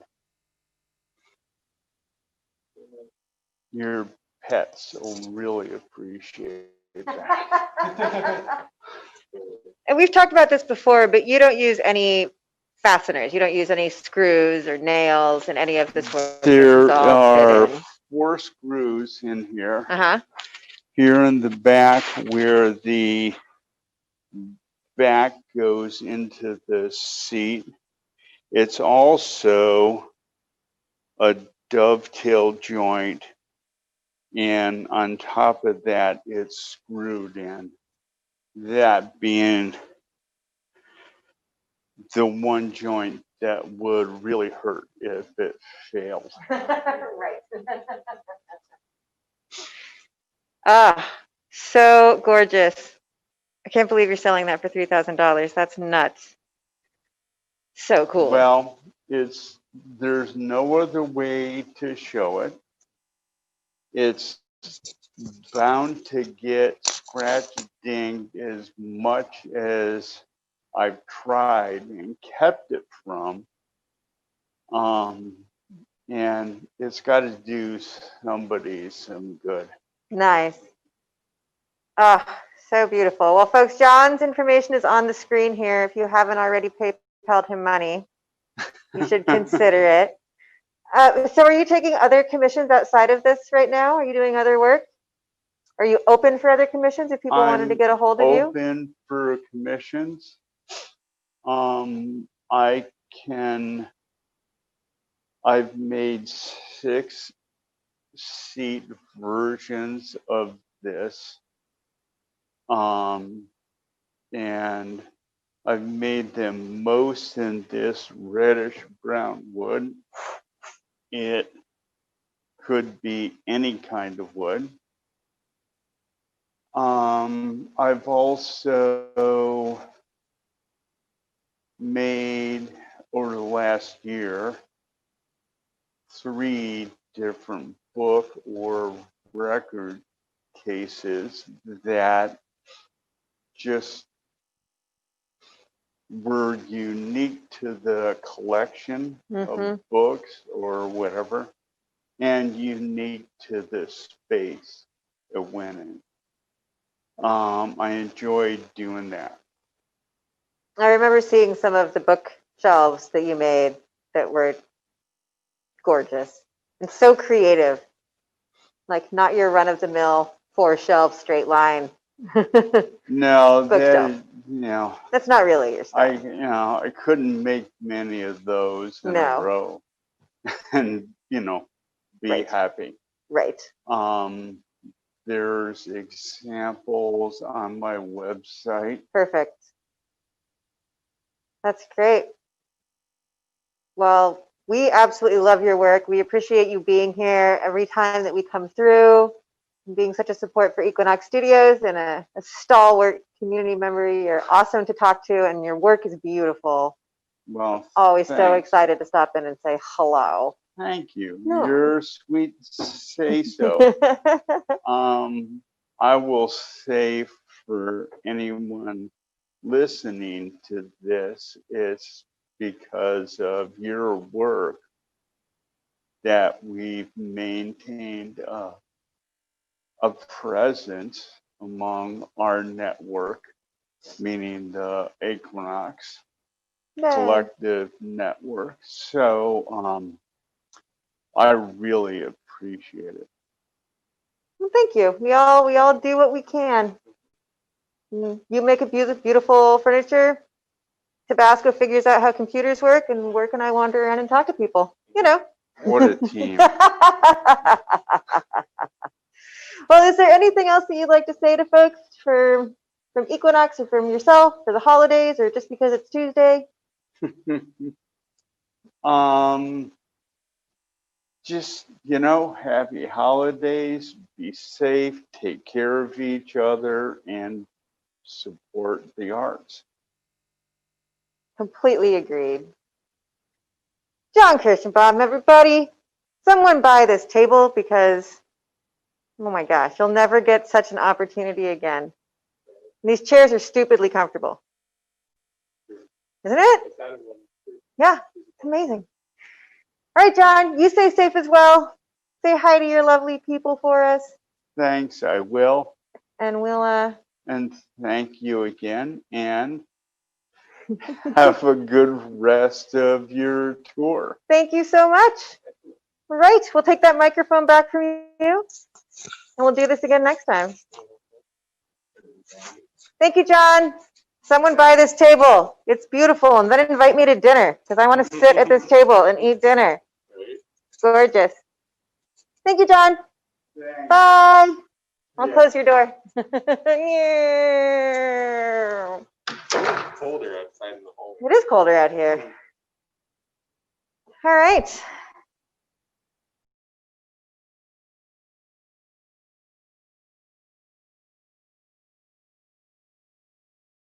So my name is Sophia Wheelwright. I'm working with aluminum mesh. It's the stuff people use for screening for mosquitoes.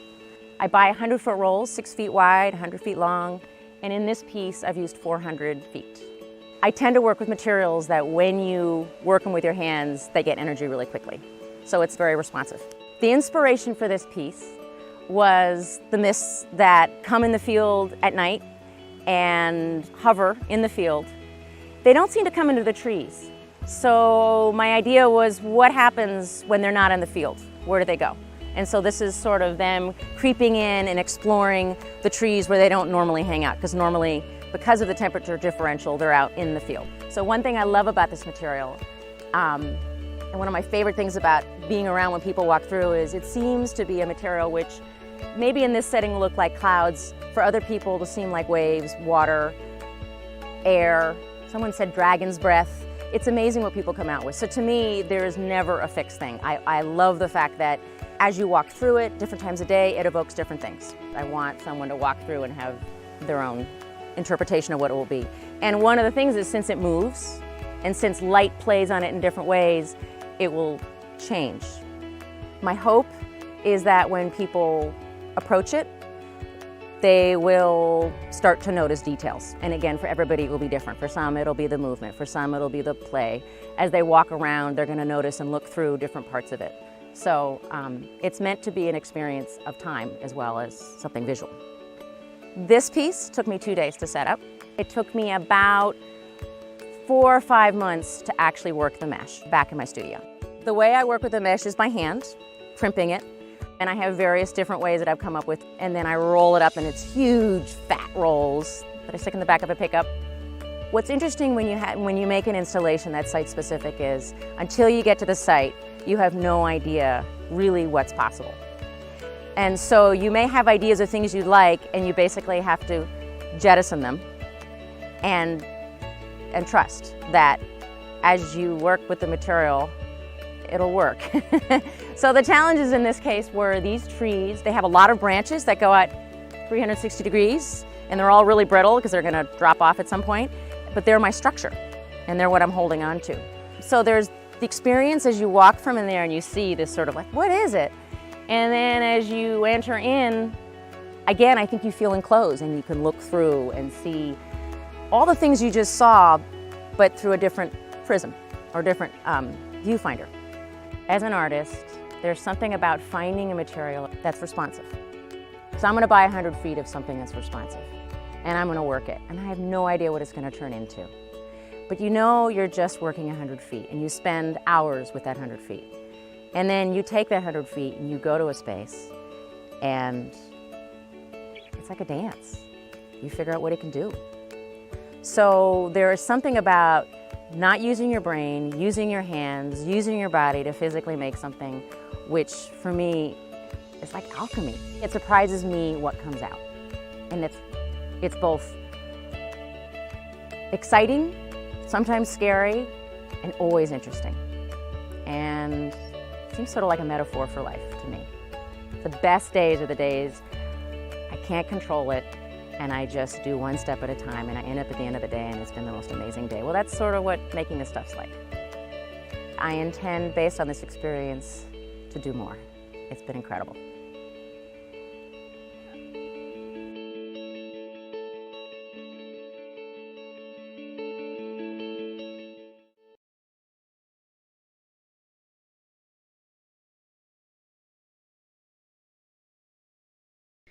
All right, here we are, still / yet again at the Equinox Studios very virtual open house. It's a delight to be here. We are doing this clearly in a Zoom fashion because we wanted to make sure we got as many Equinox artists some screen time, some art time as we possibly could. So we are excited right now to be hanging out with Aaliyah Gupta. And she's going to introduce us to herself and her space, and then we'll look at some rad art. So, hi, Aaliyah. Hey, Kay. Hey, work. How are you guys doing? Great. It's another beautiful day in Seattle. It is. It's been really gorgeous this afternoon. And I have to say, I'm happy to be in the studio today. It's been a while. There have been times when I'm in the studio and then I'm not because of work. But today feels really good because the sunlight was streaming in and I was just channeling all our very open house events in the past and thinking about the pros and cons of doing this on Zoom. The best thing is my family and friends across the globe are going to be able to tune in and see this, right? That's what an asset that is. Isn't that great? Yeah, we're going global. So that's how I see it. Yes, Equinox to the world, baby. Yes. So where are you at in Equinox Studios? So I am in the factory building in Studio 201, right up the steps. So when you come into the building with the golden eggs on top, I'm up inside and up the steps and the first door that you walk into. Very cool. Yes, you are. And it's so nice. Well, so what do you do? What's your art? Will you show us some of what you've got up or what you're working on? Yes, I will. In fact, I set up a bunch of pieces in my studio that I feel like will have a conversation with each other, right? They have a connection in different ways. And I have to give a big shout out to my son, Keon, who is my cameraman here and is doing all the fun stuff of walking around and showing my work at its best. So thank you, Keon. Thank you, Keon. So this first piece that you see is part of my map series. And it's a very, very long piece. And it took a lot of work to do because if you see all of the map structures on there, they're all burnt. I use a burning tool on mulberry paper, kind of like a hot pencil, right? So I draw with it, and as the heat touches the paper just melts away. And so it's a really interesting process. I discovered it a while back, a few years ago, when I was in a residency program in Wyoming, actually. But these pieces are about maps, and maps are things that guide us, get us from point A to point B or help us understand the structure or the layout of a city. These maps are a little different. So these are more about memory maps, right? They're maps that exist in our hearts, but nowhere else, right? So these are maps that, for me, so if you think about going somewhere a long time ago and you have a sense of that space, the map, the landscape, the setting, and then you revisit it, say 20 years later, and it's a very different space, right? And maps are like that. Maps get written and rewritten over time. And I'm really interested in that idea of the maps as they are now and how we remember them from, say, 20 years ago. So it's actually a very interesting experience when I was in Salt Lake Union recently. Now, I go to Salt Lake Union, I used to go fairly frequently because my husband works there. And I felt like I was in a different land because of all the building that's been going on, right? Right. So all the markers and the kind of the place, the references, the visual references have changed. And so, but my memory of Salt Lake Union from 4 years ago or 5 years ago is that's what's etched in my brain. And I drove into Salt Lake Union and it was like, wow, I don't recognize this place anymore, right? And it's kind of the similar idea with these maps is that we are holding these ideas based on memory of a place, and those are not necessarily what the actual current maps look like, right? So Kian, if you move to the next little map, this was really my first map that I created.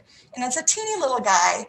And if you see the metal on top that it's hanging from, that metal is really special. It has a lot of history.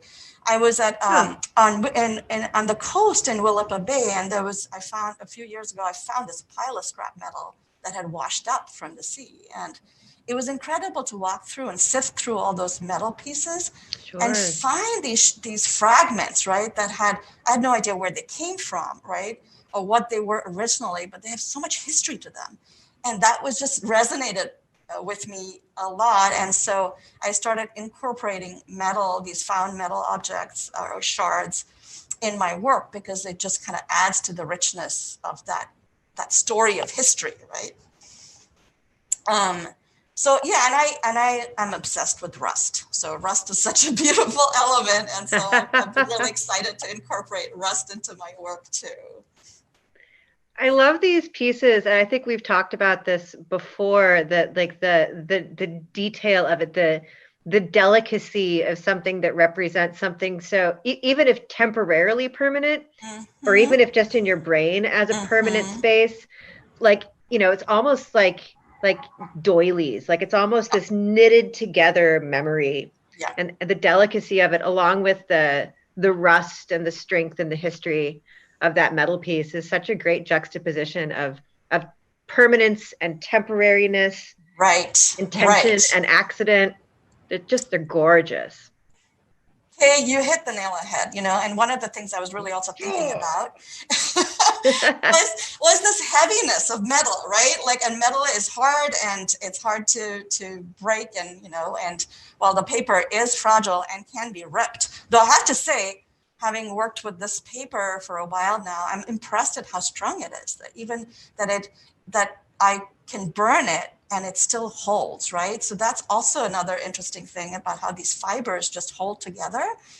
And I've been really interested in that strength and fragility of the paper. You were saying, oh, I'm sorry. You were saying mulberry paper. Tell what kind of paper is that? So so mulberry paper, the mulberry fibers, the paper is made of mulberry fibers, and I experimented a lot with different kinds of paper and burning, and mulberry is very light, and it burns beautifully. So when I touch the paper with my burning tool, the paper just melts away, right? It doesn't light on fire. Like there's some paper, you touch the burning tool to it and it kind of just falls apart. But this is kind of incredible because it just melts away and it holds its form in most part. And then when it doesn't, there are these accidents that are these beautiful, happy accidents, which I love. You know, that's part of the process, right, of making art. For sure. So what is the tool that you're using? Are you using like a soldering iron or something more fine than that? Yeah, and I can grab it. Hold on a second. We will hold. This guy. That was very fast. That's right there on my work table. Okay. Right, so this guy has a really fine tip, and that's what I use. And I have to be careful with it because I can just destroy something really quickly. So you kind of figure out the balance of it. And talking about fragility, I actually wanted to move on to the next section. And Kiana's going to walk over to my middle wall in my studio because there's a piece that is part of the same map series. And it's different in that it's much larger. And I have a layer of porcelain slip on it. So it's basically liquid clay. Oh, wow. Yeah, well, I'm lucky. I have a studio neighbor, Sarah Kay, who's awesome, and she is a fabulous ceramicist. And the beauty of being in a community like Equinox is that you get to play with your neighbor's things. So, exactly. Sarah, right? And so Sarah brought me over a bunch of slip one day because we were talking about process and experiments. And I started brushing the porcelain slip over paper to see what it would happen. And it got really interesting because it coats and the paper holds it in some places. And then once it dries in other places, it sloughs off, right? So it becomes, the certain textures become really beautiful. It's almost like elephant hide in parts, right? That wrinkly surface, which I love. And then in parts, it's holding on really quite strong. But one of the reasons this piece is really interesting to me and this process is that over time, more and more of that slip will fall off, right? It is pretty fragile, right? Every time I move it, some pieces just drop off, right?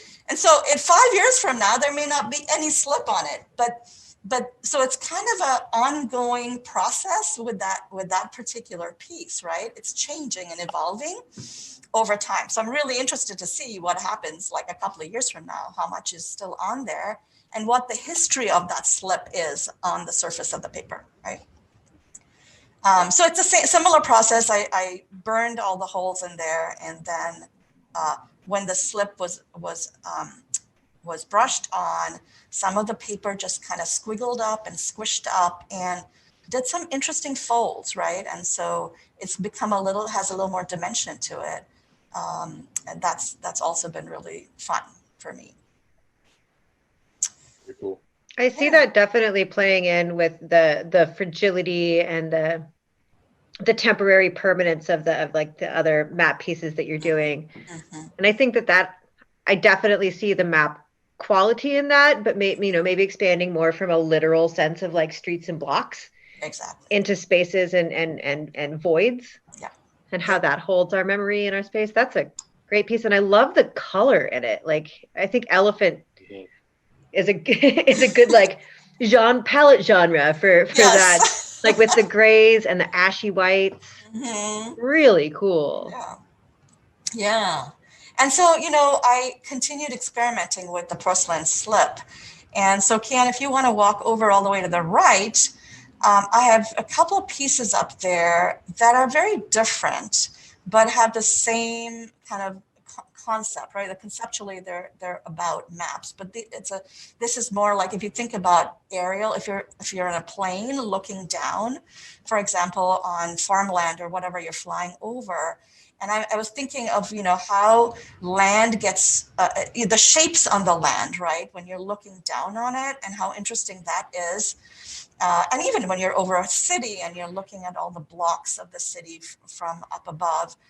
And so I coded my paper, the printed paper that I have there. Those are all block prints that I've made over time.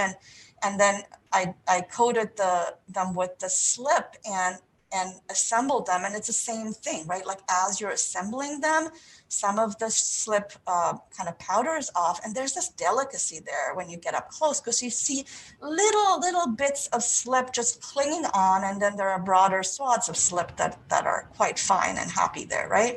And some parts are really crumbly. And that's kind of what our land is like, right? Like, and so it was also interesting for me that I'm using clay on paper when I'm actually also thinking and working with this idea of looking down on land. So that felt for me like a nice juxtaposition again. I love this. I love the transition, like the growth from the first piece to the last piece to this series. Different ways to examine land and space. And again, I love these colors. I'm not a muted tone girl. Like, I like black and red, but I'm really digging the color and the earthiness of how that looks. Yeah, and what's interesting is I'm not a muted tone gal either. Like, if you come to my house, my walls are a bright yellow and orange and green. But in my palette in my studio, it tends to be quite different. And these pieces, like the sections of paper that are coated with slip and assembled here, each have a lot more vibrancy, underneath that slip. So that's also an interesting thing for me to see over time, if that vibrancy ever starts poking out from once the slip kind of disintegrates. So these are, a lot of times we talk as artists about archival quality. Well, none of my work has any archival quality to it. Because I'm really interested in melding materials that are not necessarily archival, but are interesting, right? Definitely. So Kian, if you want to move left a little bit, these are some works in progress. Kay, in work you saw an iteration of this last time. And as I've come in periodically to the studio, I've just been adding to it. And then one piece became two pieces. They're pretty different, but I'm still kind of just adding to them and playing with them whenever I come in. They're by no means finished. And I'm really, again, playing with a slightly different variation of a map idea. I've been really thinking about excavation sites, old archaeological excavations, and looking at them, at images of them, because you see all these beautiful remnants of old walls and steps and tiles. And I'm just really, really fascinated by again, looking at history that's been revealed over time, right? And so I've been thinking about that and building up these little pieces, with that in my mind. So I'm really curious and interested to see where this goes. I think these will get bigger but it's hard to tell. So right now I'm playing with color. And again, it feels like a very quiet palette here again. And it might get a little wilder over time. I don't know yet. So stay tuned for the next time, right? All right. Yeah, so Kian, I think we'll go to the last segment now. I love this tour. This is great. Yeah. Thank you. So this wall is the series called Palimpsest. And these are pieces that have evolved over time again. And I was really thinking about peeling back layers of history. That's kind of what this piece is about. And you know, if you think about the land that you stand on, right? There's so many layers underneath it. And if you, as I think I've said before, if you go to Pioneer Square, there's a whole city under the streets and sidewalks there, right? Right. But we don't think about those spaces underground. And so here, what I'm thinking about is like physically peeling back layers. And what would those layers look like? And often, you know, over time, layers get compressed, right? And they get fused together. They become one glommy thing. And you don't know where things start and where things end, right? And so, and things are fragmented. I'm really interested in the idea of fragmentation too. And so the idea here is really like I'm excavating these layers and finding and repairing, in a sense, attaching things to each other to make more sense. And a lot of these pieces have mesh in the back of them. Sometimes the mesh is visible, sometimes it's not. But I loved working in this way because it was so intuitive for me. And I'm not a person who does a lot of pre-drawing or sketching. And I really work kind of with the materials and the process, let the process kind of develop as it goes. So this was a really fun time for me to do these pieces because again, I could really play with a bunch of color and a bunch of texture and, you know, have fun with it. They're all paper and they're assembled and mounted on a panel. So that you can, if you get up close, you can see the layers of paper kind of sitting on each other. Yeah. And that's the same mulberry paper? No, this is a different paper. It's a heavier mulberry. It's also mulberry, but it's a heavier paper, so it can take the ink and the wash and I use actually a process called, these are all made out of wood blocks. So the paper that you're seeing that's been cut up and it's all wood block. And I use a technique, it's a Japanese technique called mokuhanga, which is instead of using printing ink on your wood blocks and printing with that, I paint the wood blocks with gouache or with watercolor. And so you can get lots of layers of beautiful color and texture, right? So as you see, these pieces are pretty heavily textured because they've been printed over and over and over again till I get where I want to be on that surface, right? And it's really fun because it's like painting. I'm a painter at heart, right? That's my background. And so I feel like I'm melding painting and printmaking here in these pieces, and that's very exciting for me. Very nice. Yeah, I like this set a lot. Me too. I love it as a whole body of work. It's great. It really tells a story. Oh, thank you. Well, is any of this for sale? Are there ways people can give you money either for this or in other fashions? Money is welcome anytime, Kay. You're not the first artist to say that. No, so I do have a website, and of course I'm on the new Equinox website, which is so exciting that it's launched. And my contact information is available in both those spaces. And my email is available, so people can email me. That's the easiest way to get in touch with me. Sure. So yeah, if you and if you just want to, for those of you who just want to chat about work, feel free to email me. That's always exciting, in this time where we're all kind of confined to our own spaces. We can still talk over Zoom, this wonderful medium called Zoom, and interact in ways that are different and accessible. Absolutely. That's great. Yeah, your info is up on the screen right now. Work, do you have any other questions for Aaliyah? And I can't think of any. It was a great explanation. Yeah, that was very thorough. Yeah. Well, before we end, I just want to say a huge thank you to all of you for making this happen. And that you guys are just the best. And the best wanderers in the world, I have to say. Near and far, virtual Yeah, and reality.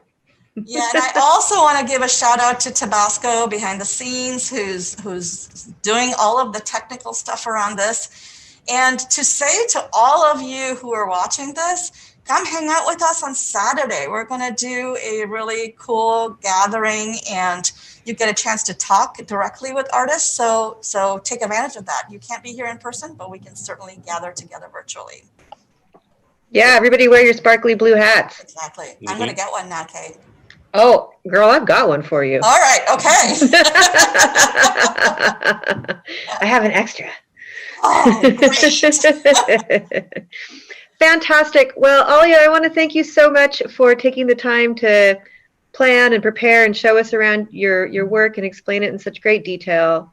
Really been wonderful to see it, and it's nice to see half your face. Yes. Really. Yes. Quite lovely. And do you have any parting words for the folks watching?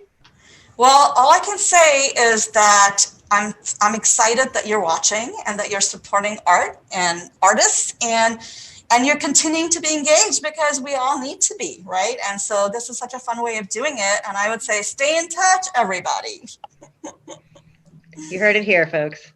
Thank you both. All right, Aaliyah, thank you so very much. You're fantastic. You both are fabulous. Yeah, well, we do what we can. You do. And now we're going to go check out some other art by popping over to a commercial break. So we'll see y'all back in a bit. Well, that was fun. That was great. I think we did a good job. We saw lots of cool art. That's some really cool things. I know. Man, I still really want to go to Iceland. I know. Or Finland. Yeah. With all that cool stuff that John was doing. And buy a bunch of glass and maybe a table. Yeah, dude, to be honest, one of those little lamps would look perfect On the table. Mhm. Oh, So- yes. Okay. I see what you're saying. Mhm. Yeah. Gonna John pick it up. Smither, his amazing stuff, all of that great, beautiful. Those prints, those bird prints, I really like the prints. I forgot about that. might need one of those. Mm-hmm. Yeah.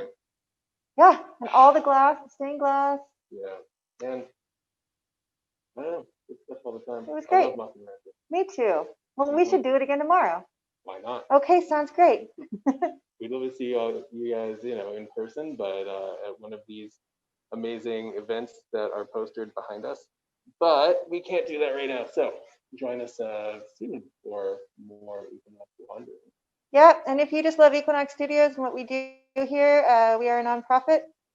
So if you want to toss us some holiday cheer, you can do that.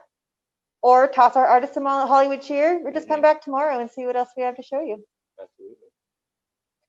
All right, Work, anything else to say? Come back soon. We'll see you tomorrow. Cheers.